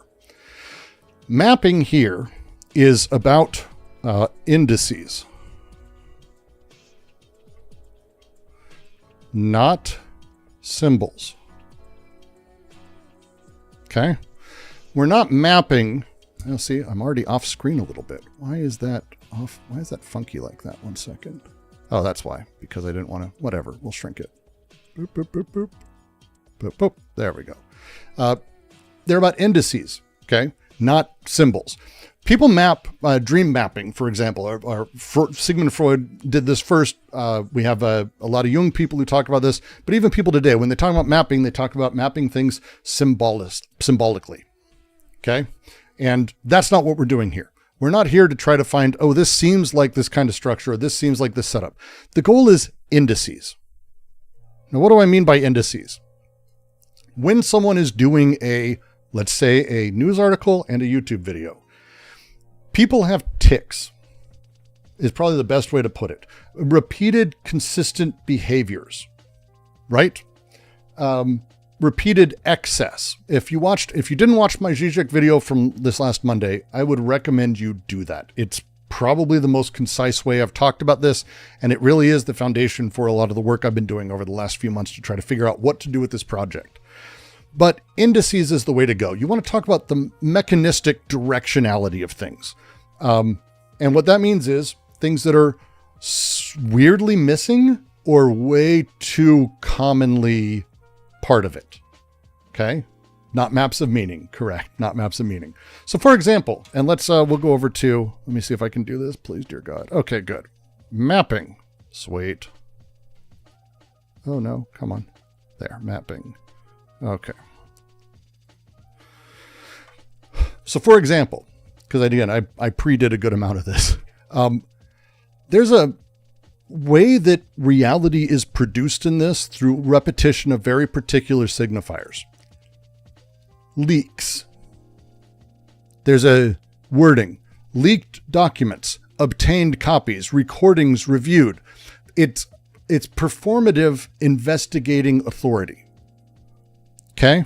And you can, if you haven't watched it all the way through, the article's really filled with it, but it's like overdone. It's this idea of, hey, here's info that should be public. Here's info people want to get out there. Here is, the idea is pushing at the thrust of these. They leaked to me. They contacted me. This idea of like this secretive conspiracy behind a veil. And this is, I would call, legitimacy. Legitimacy of investigation. Yeah, that'll be the wording I use. Investigation. That is terrible, Brooks. I don't know how to write. Did you guys know I've never written words before? Legitimacy of investigation. I don't care. Legitimacy of the investigation comes in. So this puts, and how Lorenz writes, is that she is like this essential intermediary. If I wasn't here, you'd never know. Right? It's the centering of the investigation. It meant, this is important to me because there's nothing that is actually there. There is no, here is this thing where someone was put in a position of doing, there is no there. But over and over the language, it's like, I counted dozens of like this weird exclusivity of, we reviewed recordings, didn't make them public for us, didn't reveal that. We obtained copies, didn't make them public for us. The gatekeeping, that language, it's a legitimate investigation. Second thing, there's a weird back and forth of location. And when I say location of the story, and again, I'm going to be using awkward language for this because this is all new. I've written this all down, but I haven't actually had to deal with saying out loud. She is lending legitimacy to the story, so she has legitimacy as a person by proxy. She's saying that the she's utilizing very specific language that is investigative. I still, and you can go through that. To me, and again, you know what? Actually, it doesn't matter. She constantly is using this. It's over and over and over and over. Things are leaking. We reviewed this. We obtained copies. The language is used. We're not actually going into what it means. You caught me. You got me, Sirius. Fuck, you're going to get me. We're not talking about what anything means. It doesn't matter what it means. But there's a legitimacy of investigation that's repeated, and that's kind of what this is. This is the repetition. Okay? That's it. It's not about meaning. It's about repetition. The other one, there's a big oscillation on how the language works. There's a move of constantly saying where, in the article and in the video, Lorenz uses language of I was here or I was not there. Back and forth as a thing where it's I'm in the system, but I'm also distant from it. Does that make sense? I found it really interesting. So it's an inside-outside oscillation. And it's inside versus outside. And it's constant. This, to me, I read it and I see it as being similar to the thing above it, where it's I got insider information to me outside of it. Hey, I was there when Trump won and I got to see this. I saw that.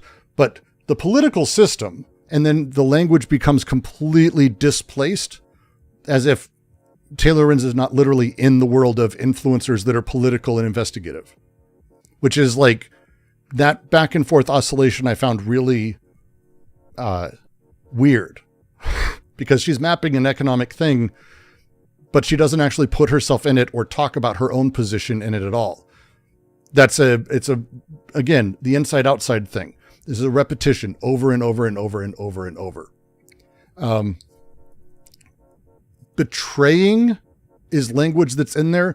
Secret funding. This is transgressing this. This is they're using this money that they shouldn't. Like, there's very particular language that's constantly talking about betrayal. Over and over and over. And with this, again, the language, it's always a moralistic.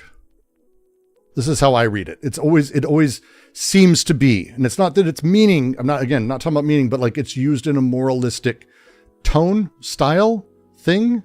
Does that make sense? Does that make sense as I'm saying it? Like it's it has a condemnation or an ethics that's baked into the language. Again, not what it means, but just the way it's termed. And it's interesting. Because again, with this, and it's one of the things I found interesting is with betrayal often, especially as it's set up, and this is a divergence maybe, I don't know.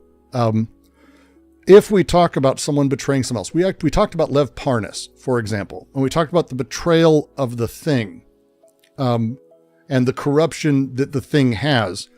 But that actually, this doesn't focus at any point on the actual betrayal. The focus is on it not being disclosed.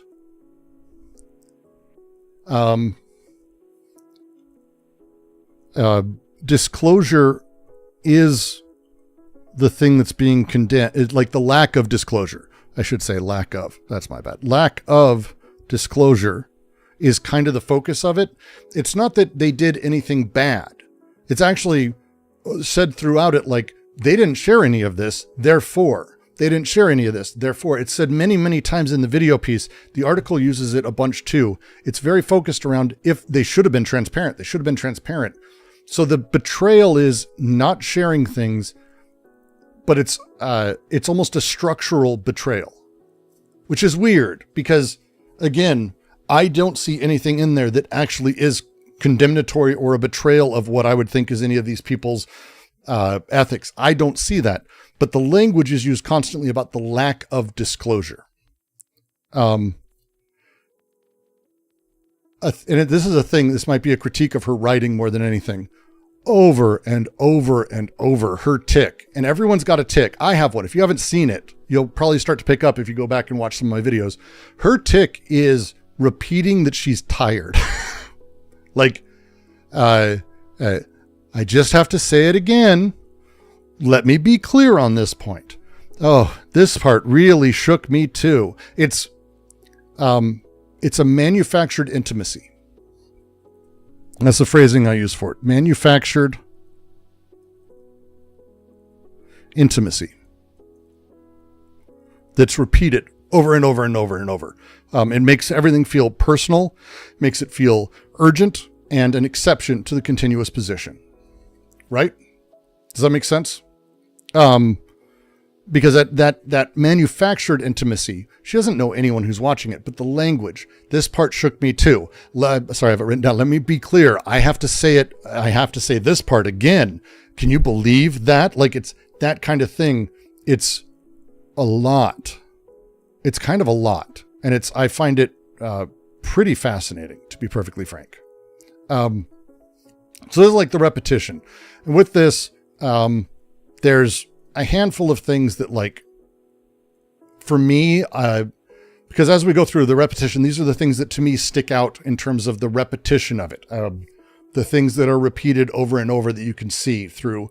It's a common sales tactic. That's why it sticks out with me. I used to do cold calls and like weird, creepy fucking sales jobs. Shit like that. This stuff sticks with me because you repeat it. You're taught to beat people over the head with these things because it works. It makes them on your side. These repetitions fit me and they stuck out to me. If you have any others, feel free. Again, discord.gg/DGQC. Check it out. Feel free. Have fun. The other part of this, though, that I think is interesting is we want to talk about the overall mechanics. And again, this is not even talking. The content doesn't matter. I don't give a shit about any of the content in this piece. Understand that. At this point, I did earlier, we're doing a different thing. We're mapping it. The content doesn't matter. We're trying to talk through things that are sort of the setup. So if we were to talk about the mechanics of the piece, right?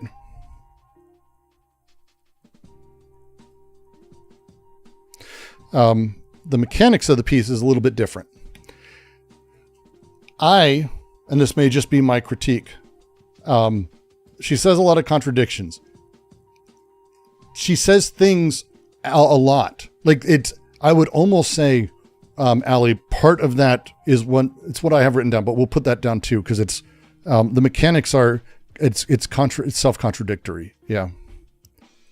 I think that ties in mine, but I'm still writing it down. Seth Brooks, what in the fuck is wrong with you today?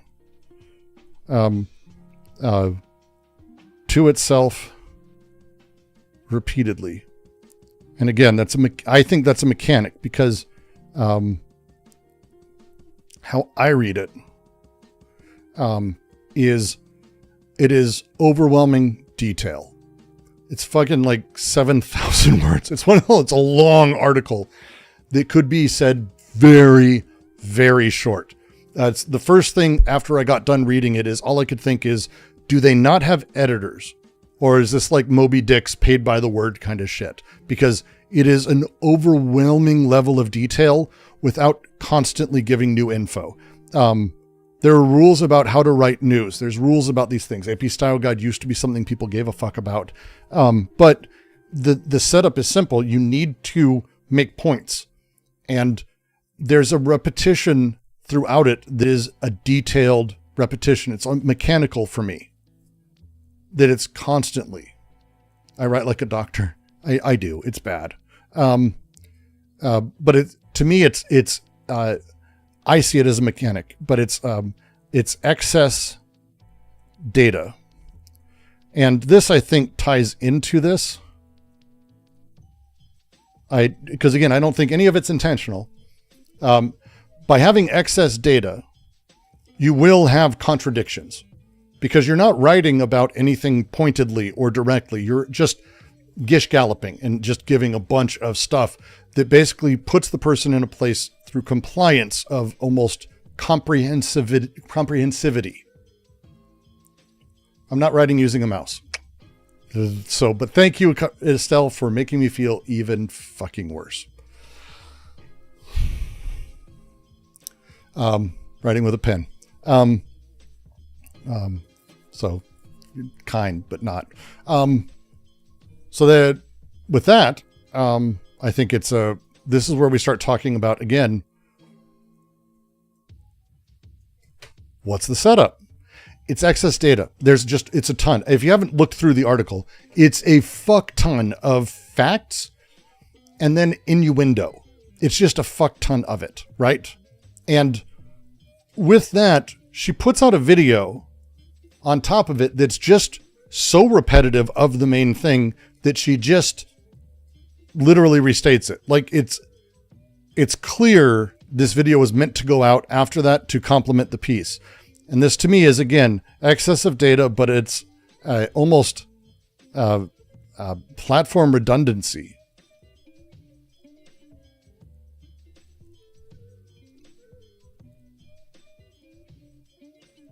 Right? Having good production.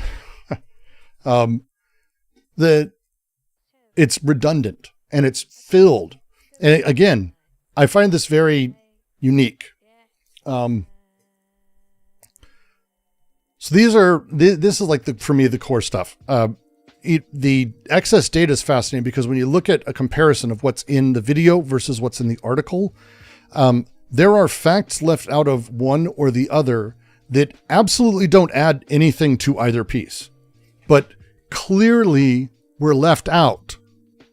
Like I don't see it as possible that they were left out as anything but I just have extra stuff. There's a couple in the video as examples that are better examples than are one in the piece, and vice versa.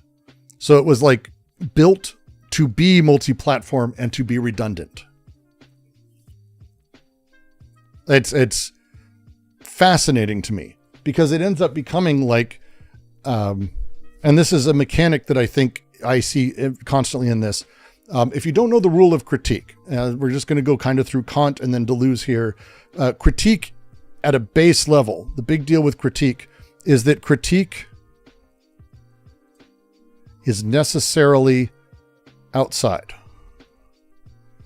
You critique from outside the entire picture. You criticize from within it and you debate inside of the center. And the critique language of being outside is, again, and this is to tie it back in, the critique language is kind of this inside is outside setup. I think these things go back to back. One is the repetition, the other is the mechanic. She wants us, she's building it, so it seems like she's outside of it. Right? That to me is interesting. So here's the repetition and the mechanics. These are the things you want to sort of start with as I'm talking about this, but it's not everything. So let's make our way down a little bit further into the page and start on the next little bit. We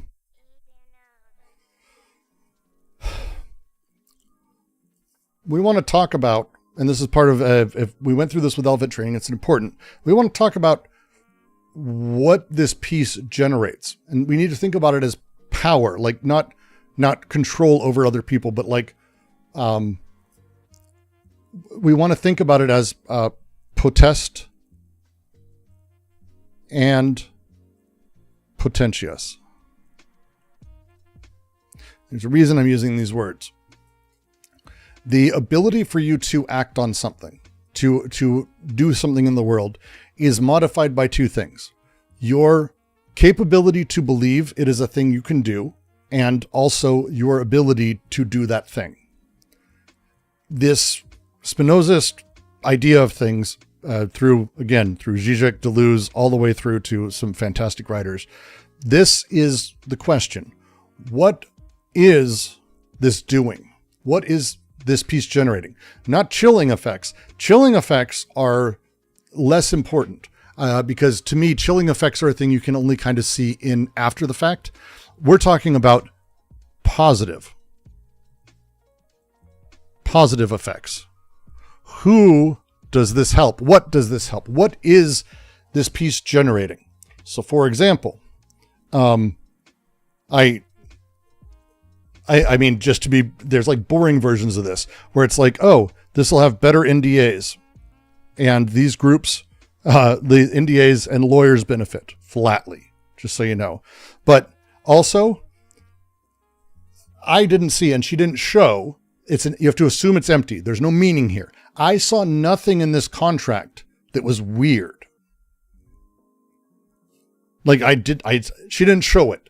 She's the investigator. She said she had copies of the contract. She didn't show it. She never showed it. So what is that? Well, it positive effects, like the power or empowering it does is, it creates, for me, it's empowering a more paranoid reaction. Anyone in this space who has money or looking to spend money in it, in the left Democrat space, will now absolutely be worried about who they contact and how. It's empowering paranoid reaction. So yes, technically, Ali, that is the same thing as chilling effects, but chilling effects is negative. We're not going to talk about negatives. Negative images aren't part of this. We want to talk about what it's doing and what it's producing, right? The second thing it's going to do is it's going to create, I believe, a significant push towards and empower the moralistic reaction. You will probably see orgs that do not matter or have no effect on things jump in the next day or two, showing that they absolutely have transparency or trying to make it happen. Right? That you'll have a moralistic reaction, sort of at large. I think that's happening. I'm seeing it. I'm seeing it on Twitter. It's empowering that sort of direction. To potential positives, she could say this could help change the dark money rules of politics in the future. That's abstract. We're not talking about who it empowers possibly in the future. We're talking about what is the actual empowering that's happening as people are reading it, and what does this piece do? This is harder. We went through this with the elephant thing. It's much harder to consider this way, because instead of talking about, oh, this helps these people if this happens in this way, you're like 9 steps. We're not looking at like cause and effect. We're talking about in the piece, what is the thing empowering? Empowering. Paranoid reaction's a given. I can tell you that because immediately my reaction is, holy shit, I can't take money from anyone or everyone will turn on me.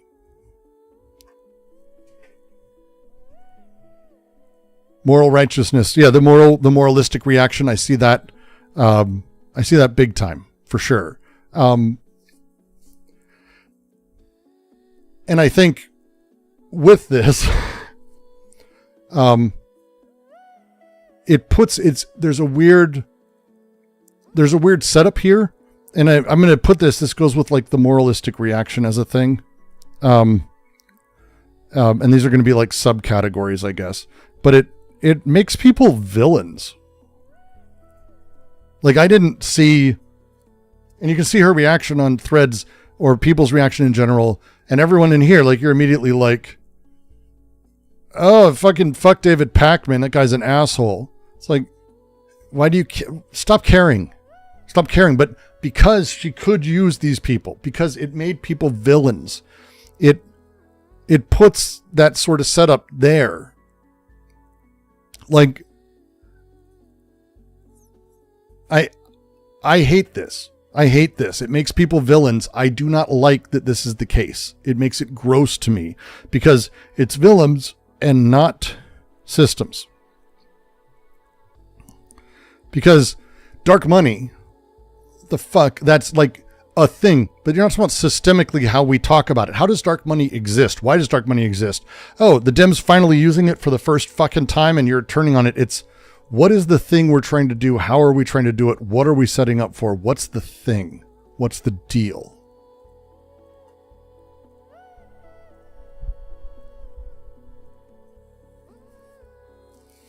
One sec, Ali, I just saw a thing.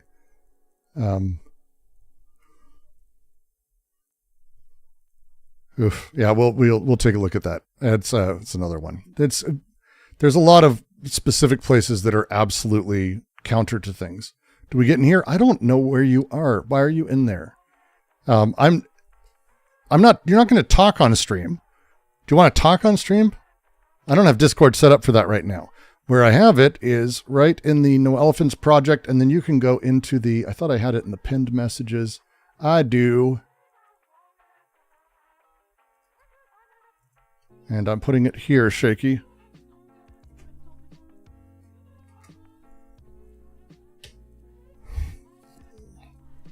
It's in the No Elephants chat. Shaky. And Marcellus. And everyone should be able to just use it. If that changed, let me know. And you should see where the... I'm hitting all three of you. You should be able to see that if you draw anything that is toss on screen, I'll immediately ban you completely from the Discord, and everyone will see you do it, and then they'll ban you from multiple other servers if I have my say. So don't be a dickhead. But it puts us in a place where people are villainous, right? Why are Pac-Man's eyes so close together? Exactly. And it's like these people, they don't critique systems either. Like, the reason Pac-Man sucks is because let me say this. He's right about like 60% of things. Maybe, you know what, I could say generally he's pretty right about stuff overall. But it's always an individually right. He's never systemically right. That's the thing that sucks about him as a thing. Is he doesn't, like, he'll talk about how bad X, Y, and Z is, but he won't talk about the larger issue with the system of capitalism. That's why he sucks. But he's generally right. But he sucks because of that. And that's the thing. So if you're going to sit here and you're going to make villains out of people, he's a Zionist. He's a Zionist, and again, because he doesn't have systemic anything understanding, nor does he care. He's effectively a reactionary who happens to be somehow progressive accidentally because of how life has landed him. So he's a Zionist. Do you think, and I mean this, and I'm not saying this to be nice to him, I actually think it's crueler to say, do you think he believes in anything that much? Do you think, like, he's a Zionist? Like, do you think he's a Zionist? I think he just kind of generally is accepting of the power structure and not critical of it, and therefore just goes with it because he fully has no soul. If he believed in Zionism, that would be like shocking for me. I'd actually be shocked if Pac-Man was a Zionist. I think he aligns with Zionism. But there's a difference. King Gross, do you know what I mean? That's my critique of him and a lot of these people. I don't think he's a Zionist. I think he's aligned with Zionists, but he's individually aimed because he doesn't have a grasp of systemic issues. And that's the difference. That's the frustration. And it's like, if you're going to go after Pac-Man, fine, but that's an individual.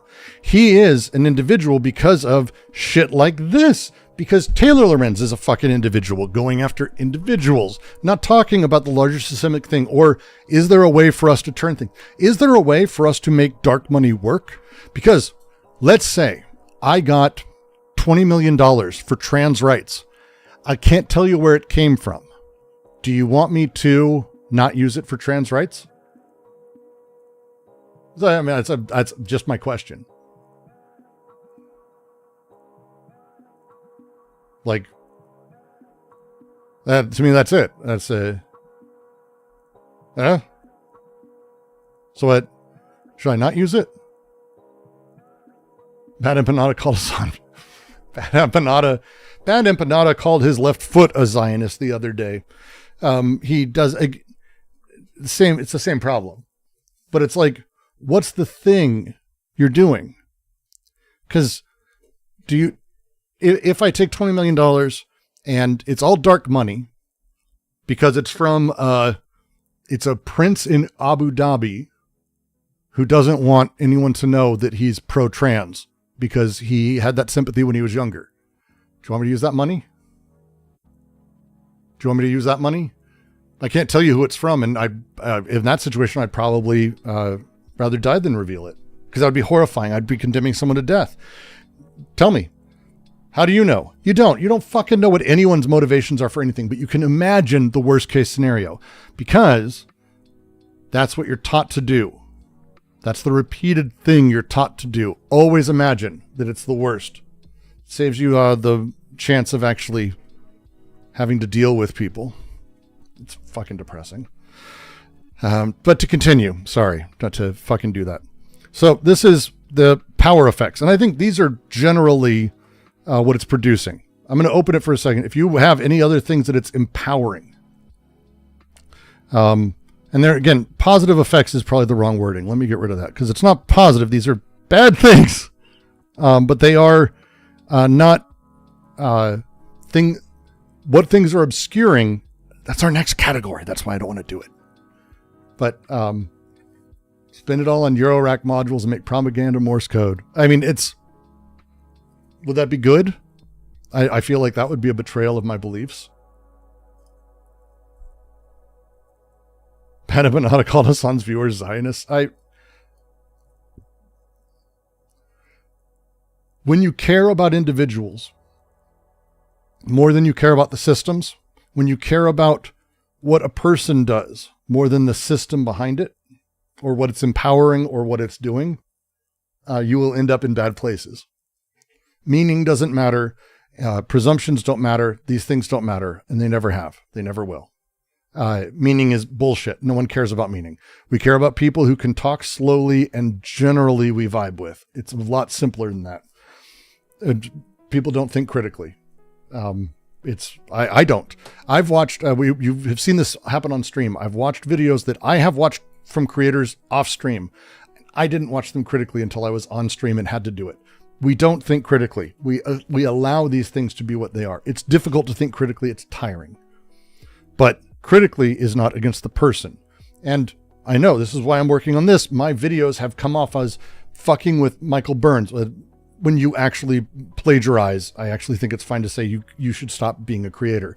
Philosophy Tube, when you say racist shit and weird shit, I think, again, when you're grifting, talking about grifting, that's what I did. I talked about grifting and the bullshit, and it's all bullshit. But the systems behind it are the things that matter. And that's the stuff I care about. That's the stuff I want to care about. The individual, fuck them. What a useless shit. Just keep making your stupid YouTube videos. Be useless. Be fucking useless. You have no impact on the world. If anything, you're a fucking cuckolding force. So good for you. How do we do more? For me, it's by eliminating meaning and working on the structures. And then through this process, and I think I've got something here. It needs help. I need help. I think I've got something here that's actually interesting. So we'll keep going. So there's a second part. This is Potentia Potestas, the what it empowers. What do you mean positive or increased material, not good? Yeah, I mean, it's what I don't want to do is talk about here's what it hurts because, and again, Ali, I'm going to use you as an example. It makes people not want to take money. Yes, but that's like a negative image. And that's probably not the way to talk about it, because structurally making people not want to take money is that creating something? Is that putting something in their way, or is it creating something different? Because when we talk about how people are incentivized, and this is Latour's actor network theory, I tend to have moved away slightly from it. I have a different take on it these days, but the idea instead is to be thinking about what are the actual effects of things. And there's like the shutting down of power is an effect. That's one. But when you talk about, it makes someone do this, it makes someone not sign up. What it does is it increases the paranoiac moral reaction in those who've seen it. This is an affirming decision because we're talking about the actual structure being built. It's far more important to say it this way, because if we say it makes people not want to take money, you're coming around to a different direction. What you're saying is it's encouraging people to not do a thing. But that almost makes no sense when you break down how it functions. If instead you're saying it builds a moralistic paranoiac machine that people can interact with, you can actually see how the rewards for the behavior are actually built into the thing they're rewarded for. Then you can actually build the map because there isn't a dead end. This is a big deal. It's a big difference. And it sounds weird, but that's the shortest way I can describe it easily. I've got videos coming on all this, don't worry, but this one is important because there's the next bit. And you'll see what I mean by separating out, because this next thing is going to be, boop, boop, boop. We'll make it a little larger. Obscures.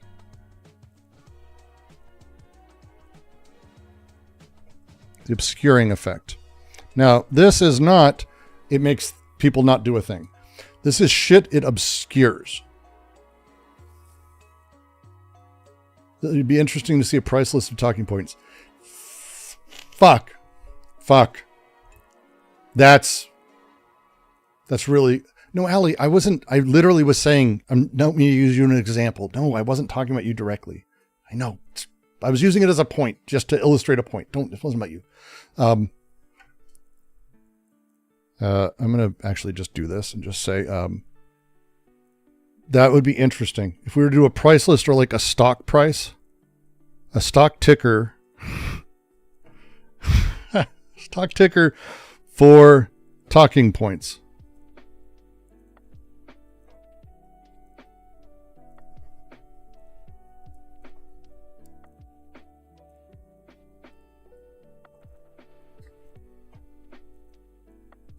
I like that a lot.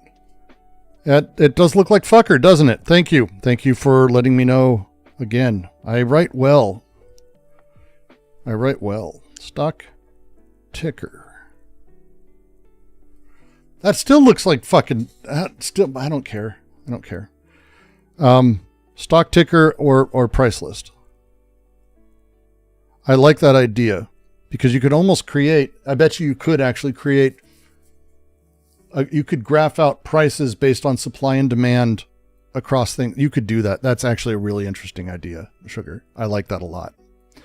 The next thing to go over is like obscuring effects. And what I mean by obscuring effects is not, it makes people not do things, but instead there's a weird process. It's my normal writing like this. I don't write. I have a tap keyboard. I use my phone and I type fucking 112 words a minute, which is decent. It's not as much as I used to type, but I also have a lot of errors when I type. I don't fucking write. Who writes? What is a pen? I have my fountain pen. When I'm writing slowly, I have a stunning penmanship. It took a lot of time. I have like 4 or 5 fountain pens. I've gone through nibs because it's a pain in the ass. But yeah. I've always wanted to do a scale of X versus Y as weighed by talking points. Have I done that? I have, and it's a great idea. Write fucker next so people can see the difference. I love you people.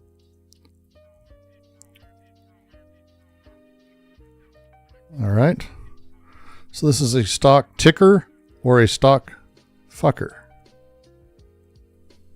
Okay. Stock fucker. Works either way. When we talk about obscuring, I want to be very specific about what it is, because the article, as it's built and as it's set up, because it has these weird methods of moral capture or legality capture, because of the moral positioning, there's some weird things.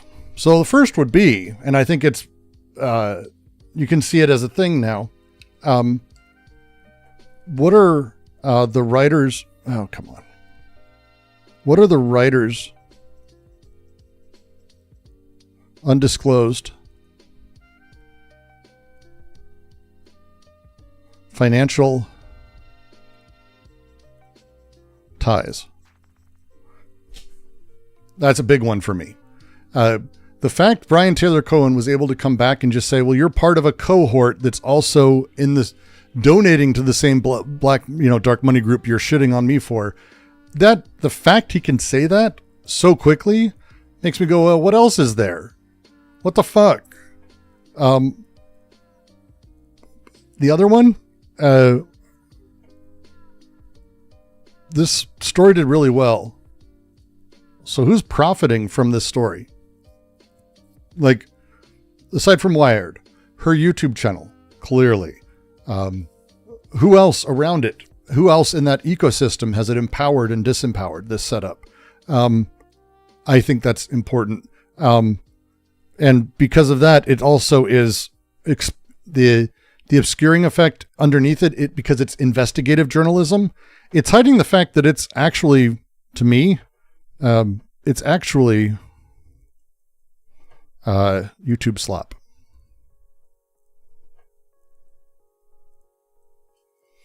I actually think it's slop. I think the video is slop, and I think it's shit. I think it could have been generated by AI and been just as effective. I don't get it. And again, this isn't about the meaning of it. The whole thing is exposure based. It's a rage based. It's a making profit off of rage. It's profiting directly off exposure. Investigative journalism, you want to get out there, but like, this isn't how it's done. Yeah, it's pocket watching. It's a great term. I only learned about 3 months ago. Pocket watching is a great fucking term. It's a great term. But it is. Its obscuring effect is that this is essentially gossip. I read it as gossip. And again, the biggest obscuring effect for me also is that it doesn't give any solutions. Zero solutions. Did you notice? She said it should go to other things. Can you explain pocket watching? So, a great term. It basically means I watch what goes in and out of your pockets. Oh, look at you. You got a nice fancy couple $100 in your wallet there. Pocket watching. You're watching someone's pockets. It means it quite literally, but it's like going, hey, where'd you get that money? How do you get $500? How do you have $5,000? Why do you have that money? That's it. It's pocket watching. It's a fucking killer term. Guarantee it came from the black community. I'm just saying, just safe bet. It's such a great term. It has to be. Such a good term, but, there's no solutions. It gives no structural fix. None. A lot of good investigative journalist pieces will talk about regulation that is working against it, regulation that can help fix it, anything like that. It's not even touched. The closest she did is she said it should give money to other people, or they should disclose more. But that's not actually an alternative because it's saying, oh, you just shouldn't take dark money. Okay, but then what? Because that's not an alternative. Saying don't have money is not an alternative. Just so you know. It's not an alternative. Hey, you shouldn't have money. Okay. What? Did she cite laws or whether she talked about dark money and 501c4, but again, she mistook them because the very things she's criticizing them for not doing, or that they have in the contract that they're not allowed to do, are literally things they're not allowed to do because they're a 501c4. It's offering alternatives, but they're actually not alternatives. They're essentially saying this needs to go away. Well, and it doesn't draw the money between that and something legitimate. But again, it's worth having the conversation then. How do you fight this dark money? The 1630 is actively fighting for election change. They put a bunch of money making sure that Alaska kept ranked choice voting. Do you think there's a lot of dark money groups that are doing that? Like, specifically policies that it fought for is that policy. I cannot tell you that there is, I don't think there's a single more important Democratic pro-election change that could happen than ranked choice voting. I think it's the best thing we could do. They put a bunch of money behind it to make sure it stayed in Alaska. That's good. So what do you want to do? You mad about what? Mad that it's not revealed. And again, that's moralistic. I'm mad at it being not disclosed. Not what they do with it, just that it's not disclosed. And it's like, when we talk about these things, and this is it's worthwhile sort of as a note with this. And again, I'm open to ideas about how to write this better because it's kind of tougher, generally speaking, because there isn't a lot of ways to do these things. When we talk about kind of inside of all of this, where it sits, we have kind of a weird thing where we have the work being done to build Lorenz's chops as investigator.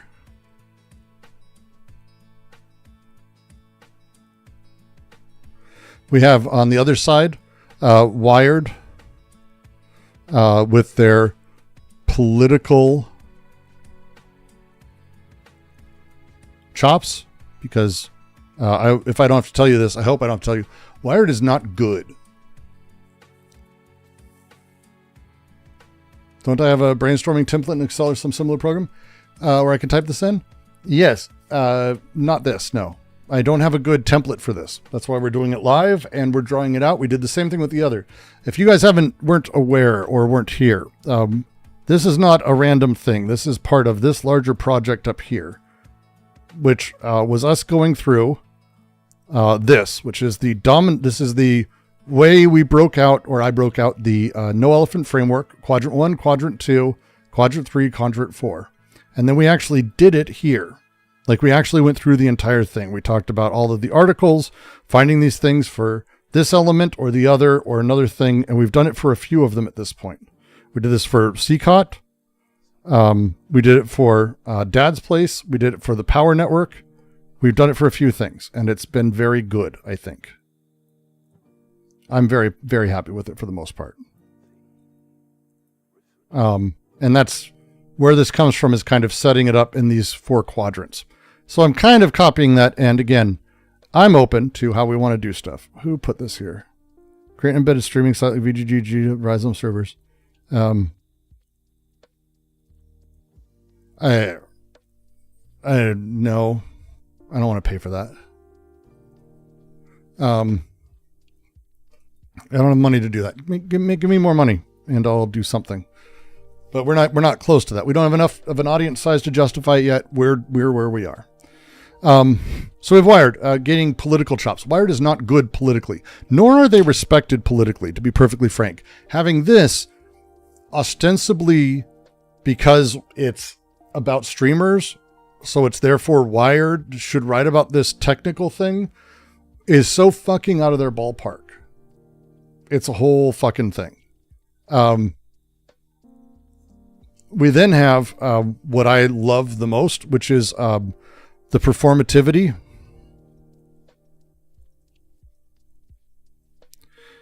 Of the moral right, which means self-funded. The Vanguard have loved this article. The Vanguard, who we take no corporate money at all. That's what they say. No corporate money. We don't do ads, anything. We're 100% viewer funded. Good for you that you have that size of a thing. I'm glad you do. It's a weird closing the door behind you thing to say other people shouldn't do this. But the performativity of this has been fucking wild. I have found it wild. And then the last bit, and I think this is the thing that's the most important for me, is the system. It smiles. This does nothing to change anything. I have no interest in this at all. I find it just gross, and I don't think anyone has interest in this for the most part. Visitor. Oh, Heraclitus. Hello. Parmenides. And Academia of Journalism. I don't know who you are. Democrats are not anyone's friends. Actually, and I don't know if you mean it this way, but I am going to take it this way. This actually empowers anti-dem resentment. It's a huge one. That's a huge one. I don't know if that's what you meant, whoever's commenting on that, but if you did, I agree. Foreign agents, APAC, QCPAC. It does obscure, like this is the part that's like really frustrating, and it's kind of tough to know where to put this. So we'll talk about it for a second. When you talk about dark money is dark money. We have a general idea of where the money for some things is coming, but we can see where the money goes. You can't see where it comes from, but you can see where it goes. We know where 1630 has been putting their cash. I generally don't have like wild anger against them for anything that they've done. Generally, you probably might show me something that kind of sucks that they did. Great. But I don't see anything that's wildly like that. But because we don't know where it comes from, condemning it, even though it's doing things that I think are actually generally pretty good, weird. If you're going to create stigma around 1630, around dark money groups, for projects that I like, for political projects that I think are doing positive things, what you're kind of doing is you're actually, by, again, and this is why I have it over here, by creating that paranoiac nervous reaction, the moralistic reaction, empowering that. Conversely, you're creating space for the assumption that dark money should always go to the right, or that dark money is always a right-wing thing, or whatever it may be. APAC, if APAC gave, just as a thing, if APAC gave $20 million to a group that ended up funding trans healthcare across the United States, but it was dark money, we never knew where it came from. Is that good or bad? I know they'd never do this, but that's not my point. My question is it good or bad that they got the money and they didn't disclose it? I don't care. Like, I don't give a fuck. I care what the money does and the effect it has and how it builds things. Do I believe in Zog? Seen the Young Turks pushing Zog and leftist servers too? Zog? The bad guy from Superman? Oh, it's Zod. That's Zod. I know Zog is some fucking conspiracy shit brain thing. I don't know enough about it. You'll have to be more specific. I don't know what is Zog? You'll have to tell me what it is, because I don't know what it means. Sugar, how much would it take to get Brooks to wholeheartedly and sincerely give approval to Tim Pool's music? $1 million. I don't think that, yeah. I wouldn't go like if someone gave me $1 billion, I might sell out. I might sell out for that. But if Temple gave me $1 million, I'd say his music's great. I don't give a shit. That's fine. I don't consider that a moral failing to not care about that. Zog is Zionist operated government. Well, I mean, Israel is that. Is that the idea? Israel's pretty much operated by Zionists. I'm not sure how that's a conspiracy theory. I fucking hate internet terms for everything. That can't be it. What am I missing? Someone help me. God damn it. Jimbo's here. Hey, Jimbo. Come on. Get to typing, you motherfuckers. The idea the USA is occupied by Zionists? No. What? Like, occupied by Zionists. I've got so many questions on that. Oh, I need to lock this. Sorry, that's me. There. There you go, Jimbo. It'll take a little bit to get used to Miro. Miro's weird. It's a white nationalist. Jews secretly control things. Look, money controls things. Israel gives money to things, and money chooses elections. It's not that it's Zionist occupied. It's that we give billions to Israel, who in turn spend billions back on those very same people who gave them money. And that continues the election cycle. But it's not that they're like money occupied us. Americans are occupied by money, but not by Zionists. It's fucking weird. The leftists have this. This is why I don't think there's a such thing as leftism. Someone who's saying Zog is a fucking anti-Semite. Like, done. You're an anti-Semite. Eat shit. I don't like what a fucking weirdo. Money is running us. Zionists have money because of power structures. And I don't think it's hard for me to talk about what power structures that is. Yeah, Candace Owens has those answers. You all should check out her and Kanye West, who's her buddy. Power, money, money in the power. Minute after minute, hour after hour.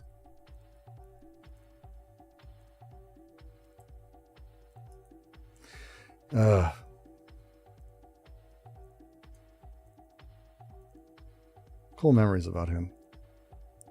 But yeah, we're going to keep going. So, these are all good questions and comments. Journalism is a lower standard of evidence than academia. Yeah. But I sort of don't agree with that. There is then academia, yes, but the way that investigative journalism works and operates has had standards for a very long time. I've written pieces for NPR. I've written pieces for various websites. I've written pieces for fucking Newsweek and other shit back in the day. Like newspapers. There is rules about what fits an opinion, what fits an investigation. I got to be good friends with Alan Prendergast, who's an investigative journalist for Westward in Colorado, and a stunningly good one. And the rules of investigation and how it operates are actually pretty specific. This is not really investigative journalism. That's the thing. It's the repetition of the words make it seem like it is, but there's actually no investigating done. In fact, we actually saw afterwards that the conversation she had that contradicted her, she tossed out. Like, and that's not investigative journalists don't get to do that. That's the point of them is not, I've got a bone to pick after 4 months because no one cared about my other article and I'm angry and filled with resentment. That's not how this works. It's not how this works. She sucks. Call Taylor. She doesn't give a fuck about me. Trust me. Publish anarchist zines. Brooks coming out as a Democrat shill for this clout. That's right. Create a religious organization called the Church of Equatorianism. Fuck you people.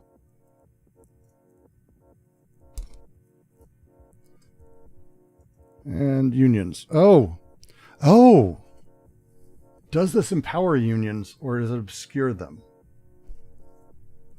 It's a thing that she seems to signal at. What do I mean by you people? I mean you people. You know what I mean. I mean it in the most racist way possible. This is actually an interesting thought because is she empowering unions? Because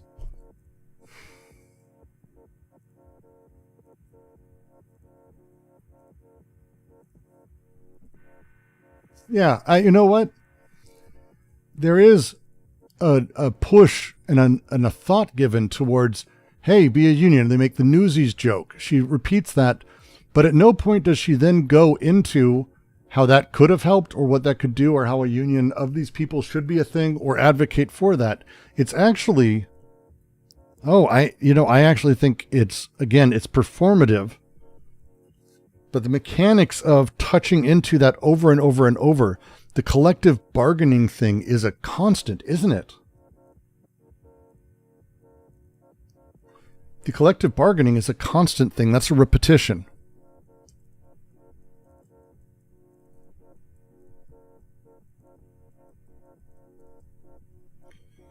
It's constantly mentioned, but nothing happens. But watching on YouTube, do you have any visuals on Heidegger?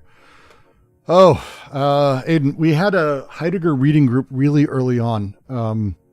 If you ask in the server, someone might have a link to Kent Palmer's server, which is the Continental Philosophy server. He tried to do a larger thing than the QC. It's a little bit more academic and a larger project, not really larger in size.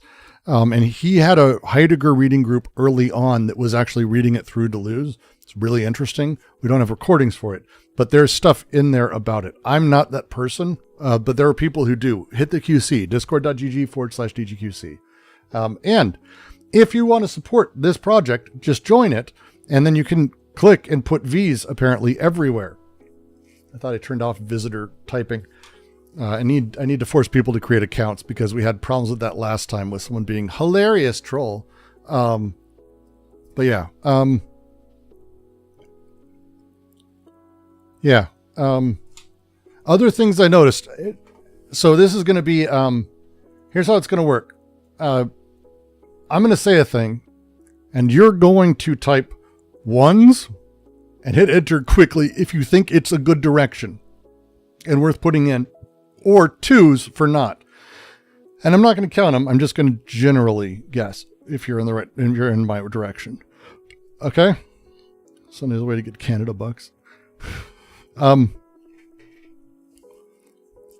Things that are repeated constantly is the self-insertion she does. Again, this is the I got leaked, I obtained, I spoke to. The language, though, goes back and forth, and it's a really weird thing that bothered me. It's self-insert when it's interesting, obtaining, when it's like investigation, and then it's wired obtained when it's like not something she wants to be associated with. Right? So like, I was leaked this, I obtained this contract, I obtained this, and then it's like, Wired received word, Wired reached out to blah, blah, blah. But she's the one who reached out, obviously.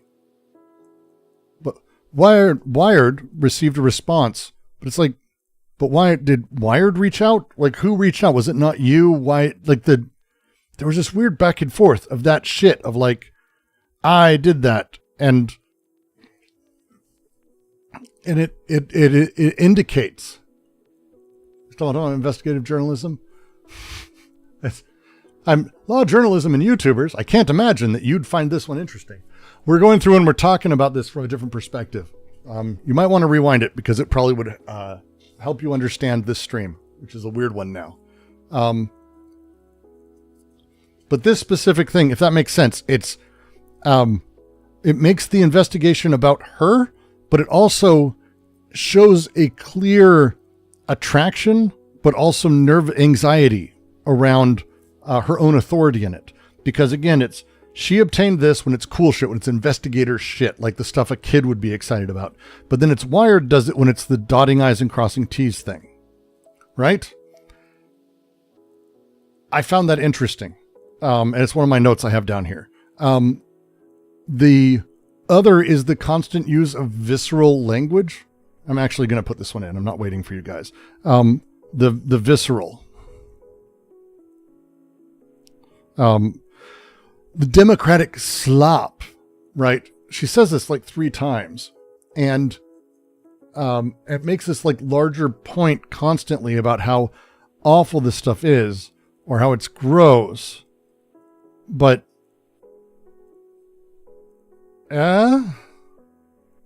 like she's doing it. She's doing the thing that she's criticized.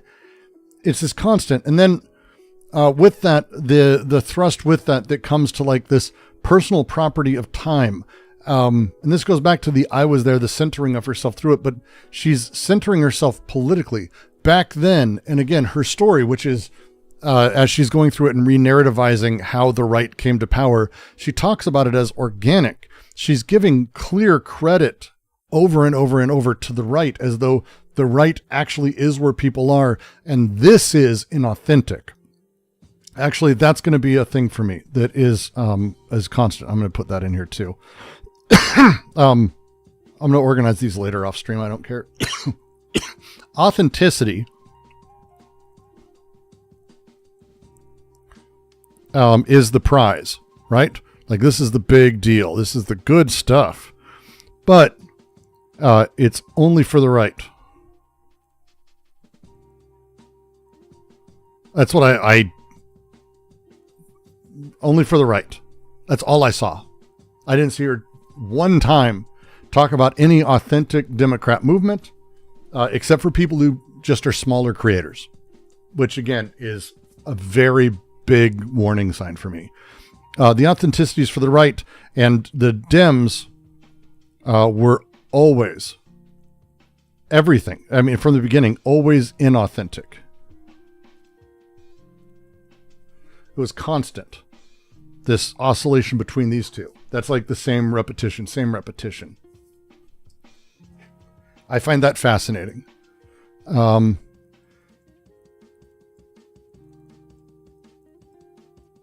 Yeah. And this is where, so this is the mapping. I'm going to go back. You fucking look at all you people putting stuff there. I'll go through all your notes at some point. I generally am hesitant to click on all of them as we go through. Call Benjamin Netanyahu. Fucking people. No mention of Trump. Is it obscuring Republican leadership? Well, I mean, I just literally described how it was. So yes, let's make sure that we get that in there.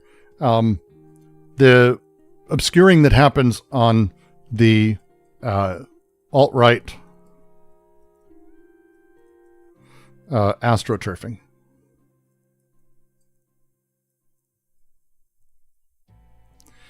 And billions of dollars.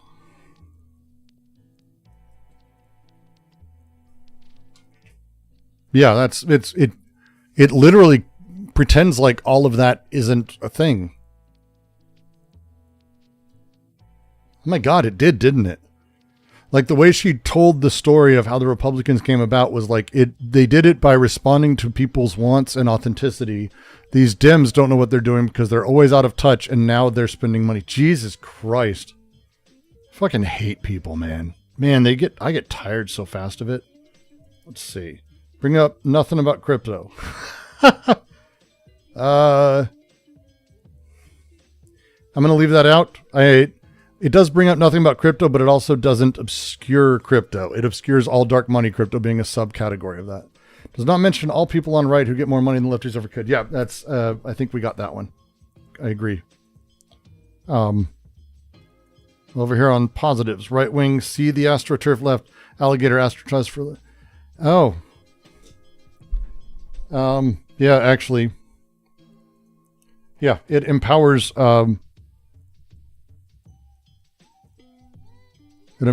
right-wing, anti-left sentiment. Absolutely.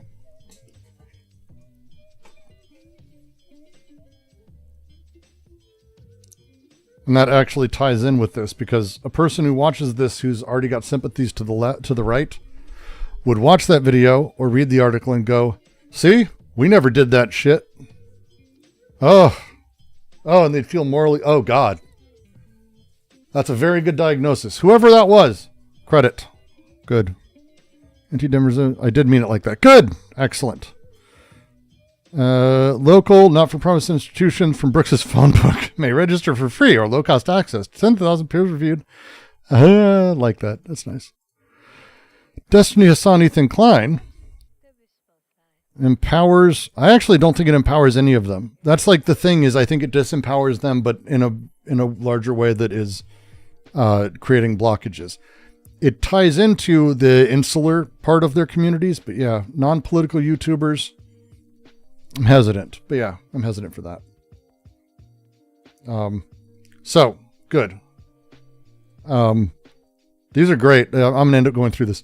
So this is the first part. First part as a large thing, is you build out, you go through this and you build out sort of a mapping of the pieces. You'll notice what's not in here is the story or the meaning of the story because it doesn't matter. If there's proof that the story doesn't matter, Taylor's story doesn't have anything in it. It's a series of mechanics and structural elements. It doesn't actually have a story. There isn't actually anything that happened in the story. Like there's none. Point to it. Feel free. Point to a thing in the story that happened. That nothing happened. People agreed in a contract to do some things. Other people didn't. Other people aren't liking it. That's it. But nothing happened from it. How do you actually quantify how these sorts of papers push people to the right or left? Generally, I haven't taken communication studies. Confusing me how to prove this. That's actually kind of the thing. So where you start, Julie, is you don't start with, I need proof. You start with what you see as the movements. We're generally going to be a left-ish leaning audience, or pretty severely left-leaning audience. So we'll probably see things from a very particular perspective. I think a couple of us are more aware of that than others, but it's fine. You go through and you say, here is the thing it empowers as we see it. But you list it and you put out hypotheses, you put out ideas, you put out abstract elements of things that could be in there. Right? And then what do? Oh, then you go find out, actually. Then you actually do the research and find out, find examples of people being empowered to do this. For example, the right-wing anti-left sentiment. Let's take a look. Boop, boop, boop, boop, boop. 1 second. Boop, boop, boop, boop, boop. So the first step, we'll get to what you do with it afterwards, but this is kind of the point. So let's take a moment. Come on. There you go. Let me go back. We're going to go back to the other. Wow. Excellent. All right. Where did I put her stupid fucking window? There. Excellent. There you are, Taylor. Hello.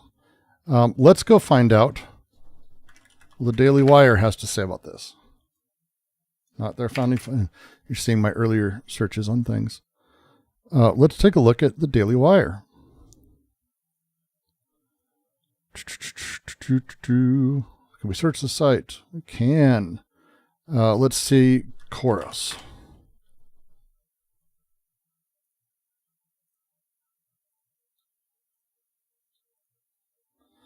Let's see. Is it here yet? I know I saw Ben Shapiro talking about it. Maybe it's not here.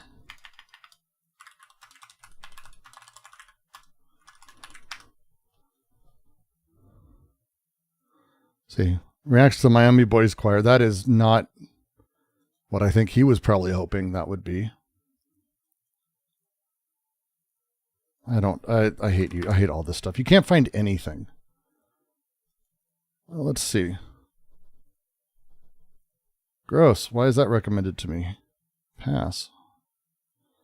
Here's the Vanguard. I feel like to start, we should probably just, take a look at this actual article about politics and who frankly didn't care that much about social issues or whatever. And I just started scrolling my fucking TikTok one day, and all of a sudden I'm being subjected to Olivia Juliana and David Pakman. That might turn me into a fucking Republican, just because of the aversion to their smug attitudes, to their annoying, basic.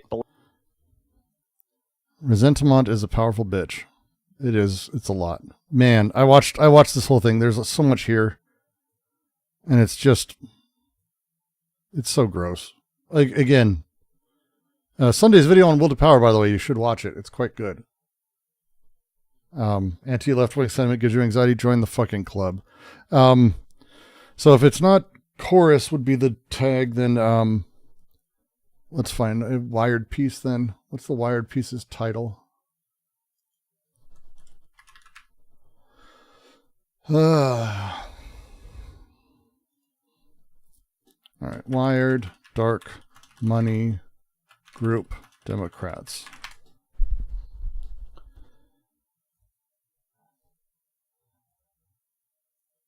I mean, pick one of these. Let's figure out. There's The Hill, Dark Money secretly funding host of Democratic influencers. There's Glenn Greenwald. Super excited about that. He's clearly someone who cares about these things. Oh, he actually interviews Taylor Lorenz too. Oh no, I missed this. Away, but only as they relate to the things we want to talk to you about tonight. So you have this article in Wired, and it basically narrates how this dark money group. There's a thread you can find of Glenn Greenwald making fun of her for how shitty a reporter she is and all the corrections she's had to do in multiple articles.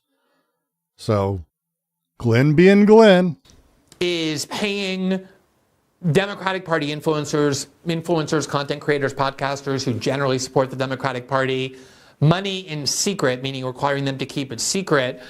Explain what this group is, kind of who funds it, and how it's functioning.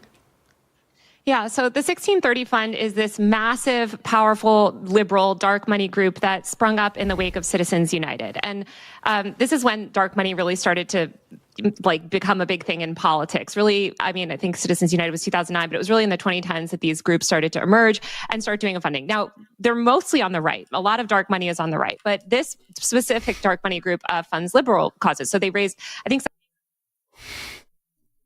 something like 400 million they distributed in, according to Politico, in 2022, I think it was. Yep. They do a lot of work in this space. And what they're doing recently, which I uncovered in my story, is that they're running this influencer program. There's been all of this talk since the Democrats lost so spectacularly last fall about finding like the liberal Joe Rogan. They discovered the internet. So just so you know, they're not running this. This is not like the language around this is really fucked up. But absolutely they're not doing that because they would have to disclose that they were actually running this group. That's not a thing. They're financing. They're not a fund for it. The wording around this, if you go back, we went over it with a lawyer who knows this stuff and she shit on this. This is so fucking gross. Internet exists, and now they're trying to figure out what to do with it. And this is the strategy that they've come up with, is essentially funneling this dark money to influencers through Chorus, which is this content creator, liberal content creator kind of network. They keep saying liberal. Keep saying that. Like, again, the tone, the wording, the repetition of it. One of the things that I don't understand about, and I never have understood about, and it is true, it's like Democrats had no interest in going on the... Am I wrong that Taylor has spent a lot of time, she's doing like an affect? Am I wrong? I'm. These independent creators are doing real accountability journalism on a shoestring budget. But that's not what creators in the 1630 Fund program are doing. There's an affect that is part of her stuff that she didn't used to have. It feels like a weird shift. Like, we go back again, she has no videos from more than 2 years ago, which is a big warning sign as far as I'm concerned. Downtown San Francisco. Welcome back to Free Speech Friday, my series where I cover the fight for free expression. Do you see the affect?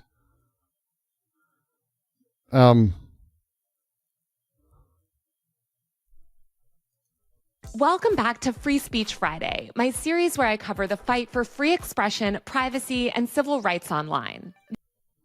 I find it's a very particular set of movements and tone. Because I was looking back through some older videos to try to find some other ways she talked about stuff, but over the weekend, Elon Musk rolled out this new TikTok-like feature on Twitter. When you're viewing a video, you can swipe up for more videos and enter into an algorithmically generated feed of content similar to TikTok. What users found, it's a more direct... when they use the feature, however, is horrifying. Tons of users began reporting that their scroll for more feed was feeding them a non-stop feed of graphic violence, police shooting. The UK's new age verification law just went into effect, and it's already preventing anyone under the age of 18 from accessing information on Reddit about Israeli war crimes. This is... I don't want to say Valley Girl, but that's like, my brain is going to that. I'm from the 90s. It's that kind of talk.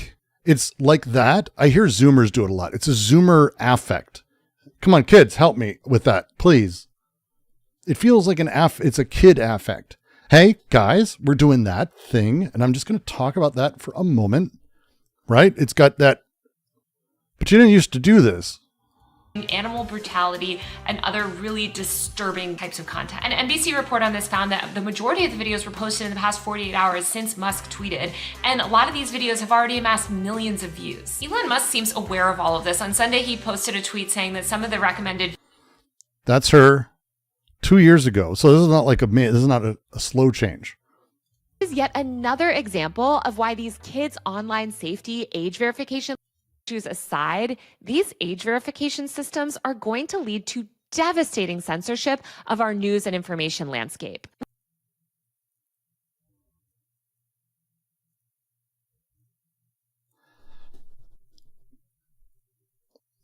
This is a youth affect. Taylor's my age. Taylor's 40, 41.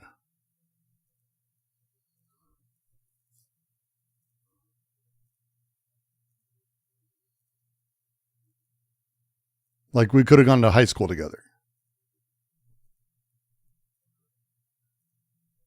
Yeah, she's my age. Yeah. No, she's been a reporter for a while. This is not some Zoomer who like showed up 2 years ago. She's 40, 41, I think.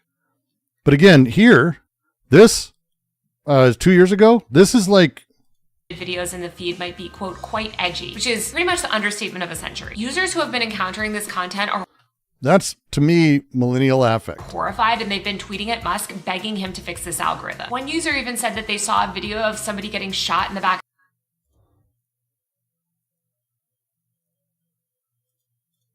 laws, meaning that they're actually less able to identify abuse and more likely to be exploited.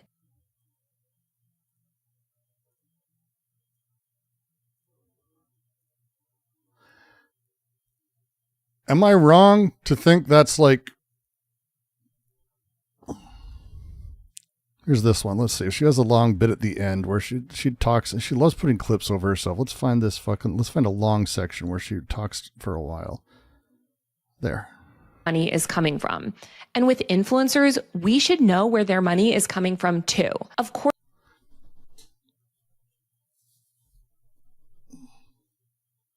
Vocal fry? For me or her? Of course, a lot of influencers post undisclosed sponsored content. And I reached out to the Federal Trade Commission also about all of this. But about all of this? The stuff that's being blocked under these child safety laws like war reporting, human rights documents. Yep, you can hear it there. That bad actors have used gore and violent videos for cheap engagement. In February, I wrote a story for the Washington Post about how a lot of Instagram users were being served gory videos of violence and torture. At the time, Instagram meme pages with millions of followers were using this disturbing content in an effort to grow and monetize their. She's trying to seem young. But like, that's a really hard like way to talk. Yeah, it's the question mark at the end. This one, this video is that we're looking at only 2,000 views, by the way, 2023. Again, if you look at her, it's one of the things that I was kind of interested in is how someone takes off and where they do it. Her oldest video is like no views. I mean, I don't get any views. This is me saying, hey, you're one of mine. I recognize you here. And you can kind of see where it's like 864 views. And then you can kind of like. Washington Post technology reporter Taylor Lorenz joins us now from Los Here she Angeles. is. Thank you so much for joining us on the program. It's good to see you. Now, Thank you for having me. Now, I know you spent the whole day on the phone to all of your sources at Twitter. What is it that they're telling you? Yeah, it's been absolute chaos. Slack has basically gone silent because nobody knows what to say. People have. So it happened between a year and 2 years ago. Let's find out if we can target the exact videos. This is fucking weird. This is weird. So we know it's between here. So let's see. Is it here or here? Let's take a look. What's happening right now with billionaire hedge fund manager Bill Ackman is really worrying. And I think it shows how the uber wealthy and powerful can influence the press. For weeks, Ackman has been waging a really public and aggressive campaign against former Harvard president Claudine. TikTok Shop has officially jumped the shark, and there's no better example of this than the man that recently used it to sell an old dirty pencil.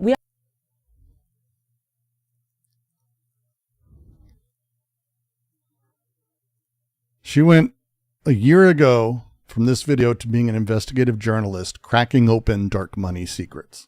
I mean,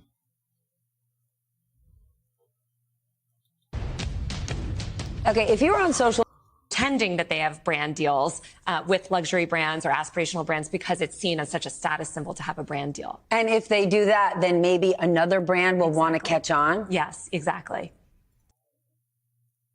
That is a completely different cadence.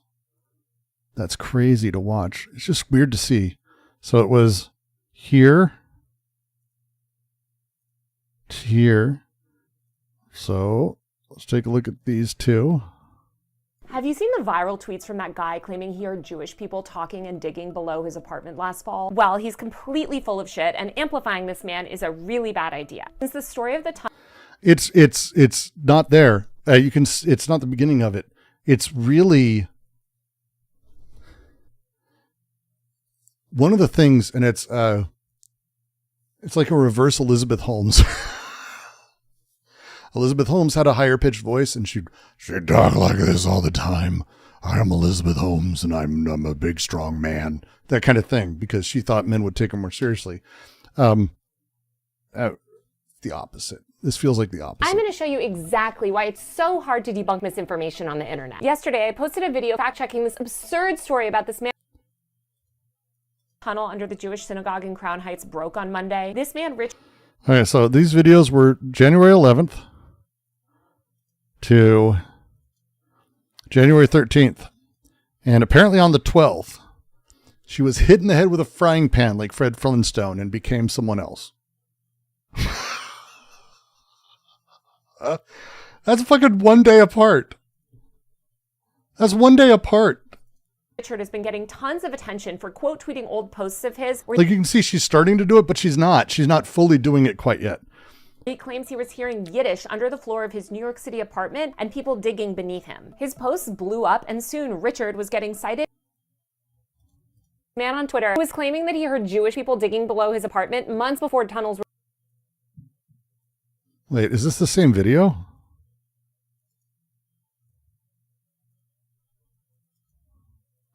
It's the same video.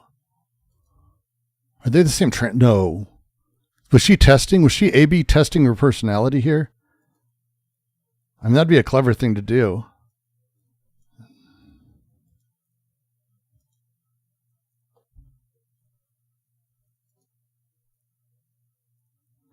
It's the same story told almost identically. What the fuck?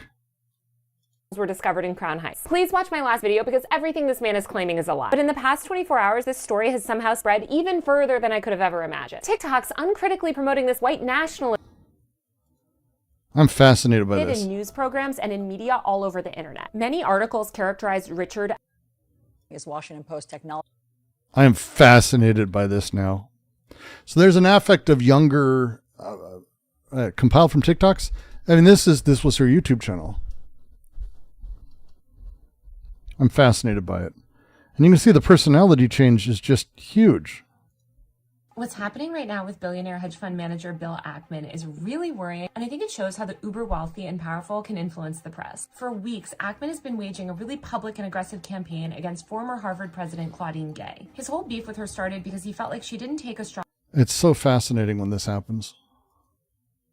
I just think in terms of journalistic integrity as a content creator covering news and politics, you should be transparent about who's paying you. For instance, say you're watching one of my videos and I'm suddenly talking a lot about the Democrats, how they're the future and how they're amazing and how we all need to vote for them and support their failed policy agenda, blah, blah, blah, blah. Then it turns out that I'm actually getting paid tens of thousands of dollars from the largest and most powerful Democrat dark money group. See, and this is the bullshit juxtaposition. Hey, if you start talking about how the Democrats should be supported and you're getting money from not the Democrats, you need to disclose that you're getting money from not the Democrats, but it's a liberal aligned money group doing it. Okay. So where are you not receiving any finances from anyone who might change you? Ever. Of course you are. It seems to me that that's the type of information your followers or audience have the right to know. And I'm sure creators will say, oh, but Core's... So gross. So gross. All right, we're going to go back and then we're going to be finishing up the stream. I'm going to be sending you over to kids shortly. Oh, look, I got a lot more notes. Good. That'll be fun to go over at some point. So here's step one is mapping. Mapping is going through, and then we find examples. We find the structure. We see it. We actually look and see how it's kind of going. Then what we do, you're going to start recognizing a handful of these terms for things, is I'll just put it in here. Fuck it. Let's do this a little bit. This is special. This goes over there. One sec. I just want to make sure I get this as an idea. It's just going to go off. Okay. The next thing we do, and it's a weird one. This is a thing that, if you haven't, you should join our Klosowski readings on Thursday, where we talk about the phantasm and simulacra through Klosowski. It's really important. But specifically here's the big deal. This is where we actually go through and we expose or build the phantasmatic engine out of the parts that are over there. When I say that, what I mean is you take the parts and you show how one feeds into the other, or how they create phantasms. Phantasms are emotionally resonant things. This is not the larger social meaning. This is not how they implement in the real world. This is the phantasm, the image created that is reflexive and bodily, somatic, big difference. So, for example, because again, it's pre-individual. Since we talked about it and we went over it, she talks about this authenticity of grassroots versus this fake astroturfing of things. But that binary that's made, this is phantasmatic. There's no such thing. There's no such thing as anything that, by the way, the Tea Party was not purely astroturfed. I would never say such a thing. There are people who believe that stuff, and there were some grassroots support for it. Trump was deeply paid by a fuck ton of people, and billionaires absolutely supported him, but he had grassroots support. The binary that's created there is a lie. It's a lie. The binary is the lie. So it builds, in this case, the binary of authentic, you motherfucker, authentic versus inauthentic, or astroturf versus grassroots. There's no such thing as either of these. These are ways to talk generally about groups, but this is the first phantasm created, the first phantasm engine that's made, okay? Because with a phantasm, the default position is going to be paranoiac,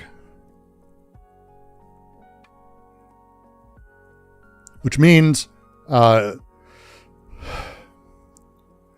when I think of or I consider astroturfing or authenticity, I consider it a totality as I'm accepting it as an idea, as I am integrating it into the images that then I'm going to build a simulacra and write something here for. When I'm considering it, I consider it a thing opposite other things, just like blue versus red. But it doesn't exist like that. There is no such thing as astroturf versus grassroots except as an abstract quantity, abstract element. The paranoiac position always starts it. It always begins there.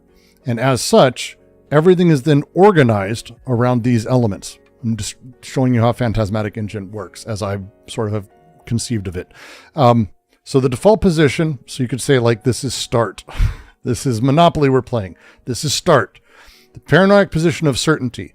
The astroturf for grassroots, which sends me off on one direction, authentic or not, another direction. Somatically, reactively. And as such, there's a weird thing that happens here. Because these binaries are set up, they're considered before I'm able to fully create a thing, before I can make a thing. My body reacts to the idea of astroturf versus grassroots first. By doing this is authenticity possible? No. It's not possible anymore to be authentic. Period. Period. It's not possible to be authentic anymore.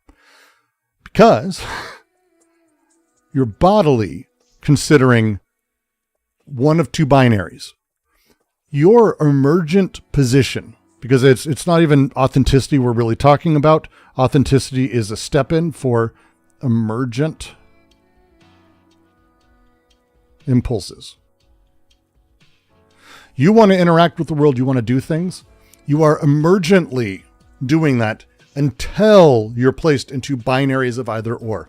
And that happens before the image shows up. Your impulses are co-opted by these things. It begins from the paranoiac point. The engine is powered by you. You want to do something, but now you immediately have these binaries and you're no longer able to emergently behave. You're no longer able to think of anything not in these binaries, and the binaries completely close you down. It's the first bit of the phantasmatic image. This is a thing that you can do with everything we were talking about here. Right? Let's do it again, because we start from the paranoiac, right? Because again, it doesn't even matter what we're doing with this. I don't give a fuck where you end up. I don't give a fuck where you end up. This is not about that. This is about talking through, hey, the content people are creating is beginning you. You are starting from a fucked up, broken position. You have to start from the paranoiac position necessarily now. Because now you've seen, oh no, bad. These people are bad. These people are bad, blah, blah, blah. And so your paranoiac position begins it. You fuel it. The first thing you fuel this into, what is the binary? Well, I think for this one we talk about true independence. Truly independent thought versus the captured, corrupt. Get it? Hey, I want to go out into the world. I'm going to do stuff. Oh, wait. Which of these am I? Yep. You're fucked. That's it. The phantasmatic engine that you are takes all of this in. It's not just this one. This is just one video, one larger scale thing that you care about. Imagine this with tens of thousands. This is how you exist. It sucks. Welcome to the world. But the entire setup puts you in these places. So what other phantasmatic images are there? What engines are running inside of this stuff immediately? Because it forces people into binaries. It removes emergent behaviors that may not have a position inside of either of those, because neither of those positions actually fucking exists. There is nobody who is truly independent. I don't give a fuck what Vanguard says. They are beholden to their audience. Do you get that? Fuck them too. I don't care about them. I care about what they're producing. They do good work generally. Good for them. But they're beholden to their audience. Kid talks about this a lot. Hassan is not captured by capital. He's captured kind of by his audience. But he's authentic to his audience. But he's there. But is he truly independent? He's a true independent because he's not captured by outside. Well, he is, because he's captured by outside. He's got sponsorships and he's this and that. So at any point, the reality of what can you do is put here, and you are fucked up front. The emergent, which is all this project cares about, emergent activity. That's all this project cares about. That's all we give a fuck about. And you get fucked.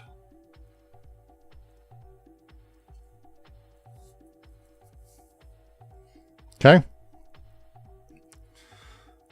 This is part 2. And you got to do this. You do this for all of these because the engine shows internally how these things actually begin to work.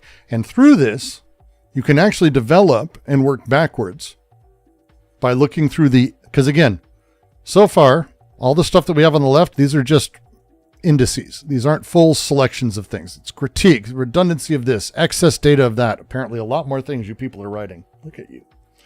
But over here, the phantasmatic engine takes two binaries, places things in binary.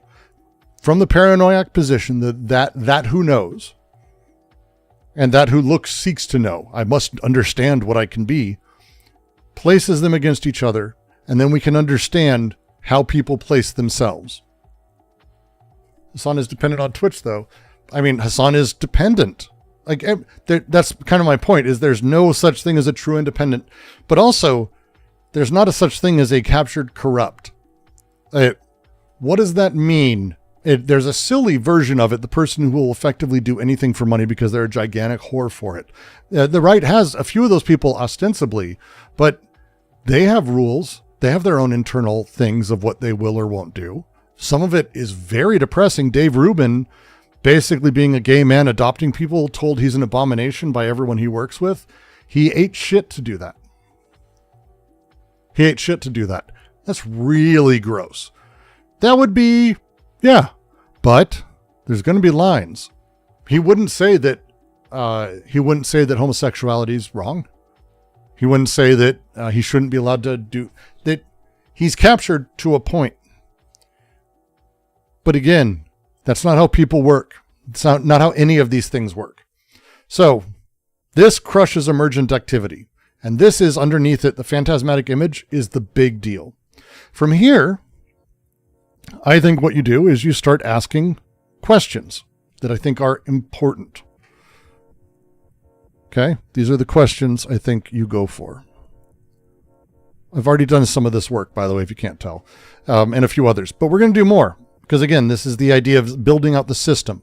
Because this system, if done right, takes about an hour and a half. And then you end up with scripts of other pieces. We're only doing the first part. I didn't like how the last part turned out before. We're going to be making our way through it, but that's the idea. Destiny would destroy you and Hassan in a debate.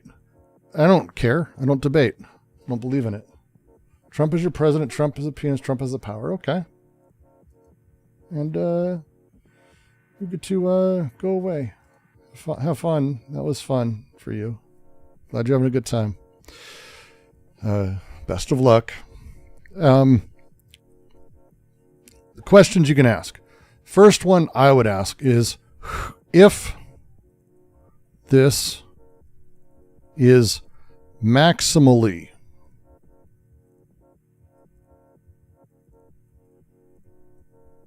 an important word to this. Who maximally successful? Oops. Sorry.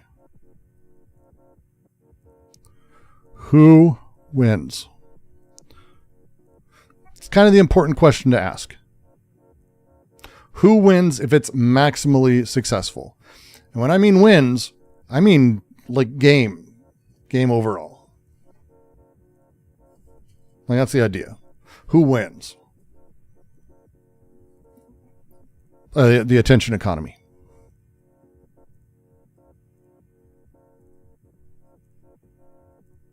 That's a given for me, I think. I think dark money on the right wins, I think, generally. And there's a weird way to put this, but the commentary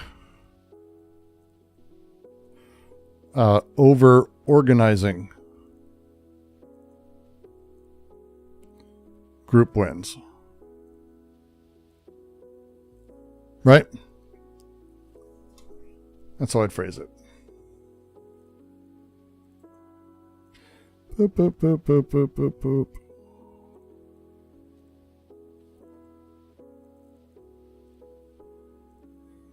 And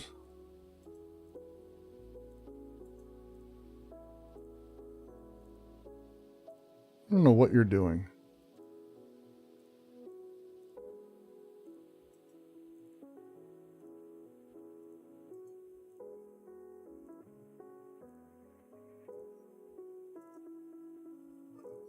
What is happening here?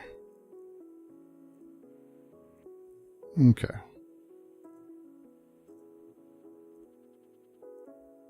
Well, since you're going to do that, we're going to go ahead and take a break from giving people space to work on the board.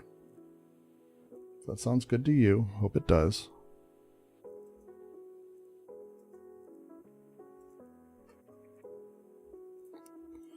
Now you can comment, since you wanted to be a weirdo. And I won't be opening them on stream, so no one cares. Maximally successful means if it was the most important piece of the time. Taylor doesn't win. Oh, no. Taylor doesn't win. Absolutely not. If it's maximally successful, she doesn't have anything to go off of. Like, this is one success here. This is not like she gets to build a career out of being an investigative journalist. She doesn't. She didn't do anything. This is not a skillful piece. This is not, hey, I can replicate this. She tried to write this piece before. This is a failure on her point. We don't care. We genuinely don't care about anything she's doing like that. Like, who cares? We don't care about her. But the attention economy, dark money on the right, as dark money on the left, I think would end up being chased away. And the commentary wins over the organizing group. Because commentary versus organizing people will not turn down cash. They don't give a fuck who it's from because they know they can put it to use. Commentary people believe there's a luxury that is to be had there, which is not really good as far as I'm concerned. I think it's gross. I think it's very, very gross. I think it's pretty fucking gross. I think it's super gross, actually. Yeah, I would say that's probably the setup. So, this is the beginning of the question to ask. This is the beginning of not just the question to ask, but all of the elements we need to do. Do you know the most successful kind of satire is the kind that makes it about the structure and the mechanisms? People can't handle that quite as much. If you do irony is like the poor man's shit talk. It's people can handle it. They get offended or whatever. But with structure, when you satirize, people don't notice right away. Satire is incredibly important and super, super fun to play with. Again, Zizek video. Satire gives you room. The kind of response that this type of video necessitates, a direct response, does nothing. It plays into the elephant. We don't want the elephant. What we want is the structure of the elephant. And these are all the pieces. These are the beginning of the relationships. From here, you can actually start rewriting a piece that effectively becomes not a commentary piece, but becomes itself an actual like slop tuber satire of what Taylor did that actually makes the point in such an absurd way. And that's kind of the way it needs to go. It shows what ways you can do things and how to go to the next step by satirizing the motions and satirizing the elements. So this is step one. I told you this is not an easy thing. This is a fucking like 35-page fucking thing I put together, and I don't like half of it. So I'm still working. And tomorrow, not tonight, tomorrow, we're going to be spending time and going through other steps for this. I'm going to go through the rest of these comments, and we'll see what we can do. And we'll be able to actually see what we can set up next time. Because the idea for this is, can we turn it into something that's a little bit more interesting, a little bit more pointed, right? That's my hope. I don't know, but it's more interesting this way, I think. More interesting this way. Great stream so far. This was my current. I missed the part where the whiteboard was set up so that I could start share here. Recently published a paper, put stake in the ground. Oh, interesting. This will be fun. So the idea is, can we, from this structure, from these points, take this and build out a format response to Taylor, to the piece, to the people on the side of that? Doesn't it move the Overton window? Yes. And we want to build on that. Because attacking Taylor's pointless.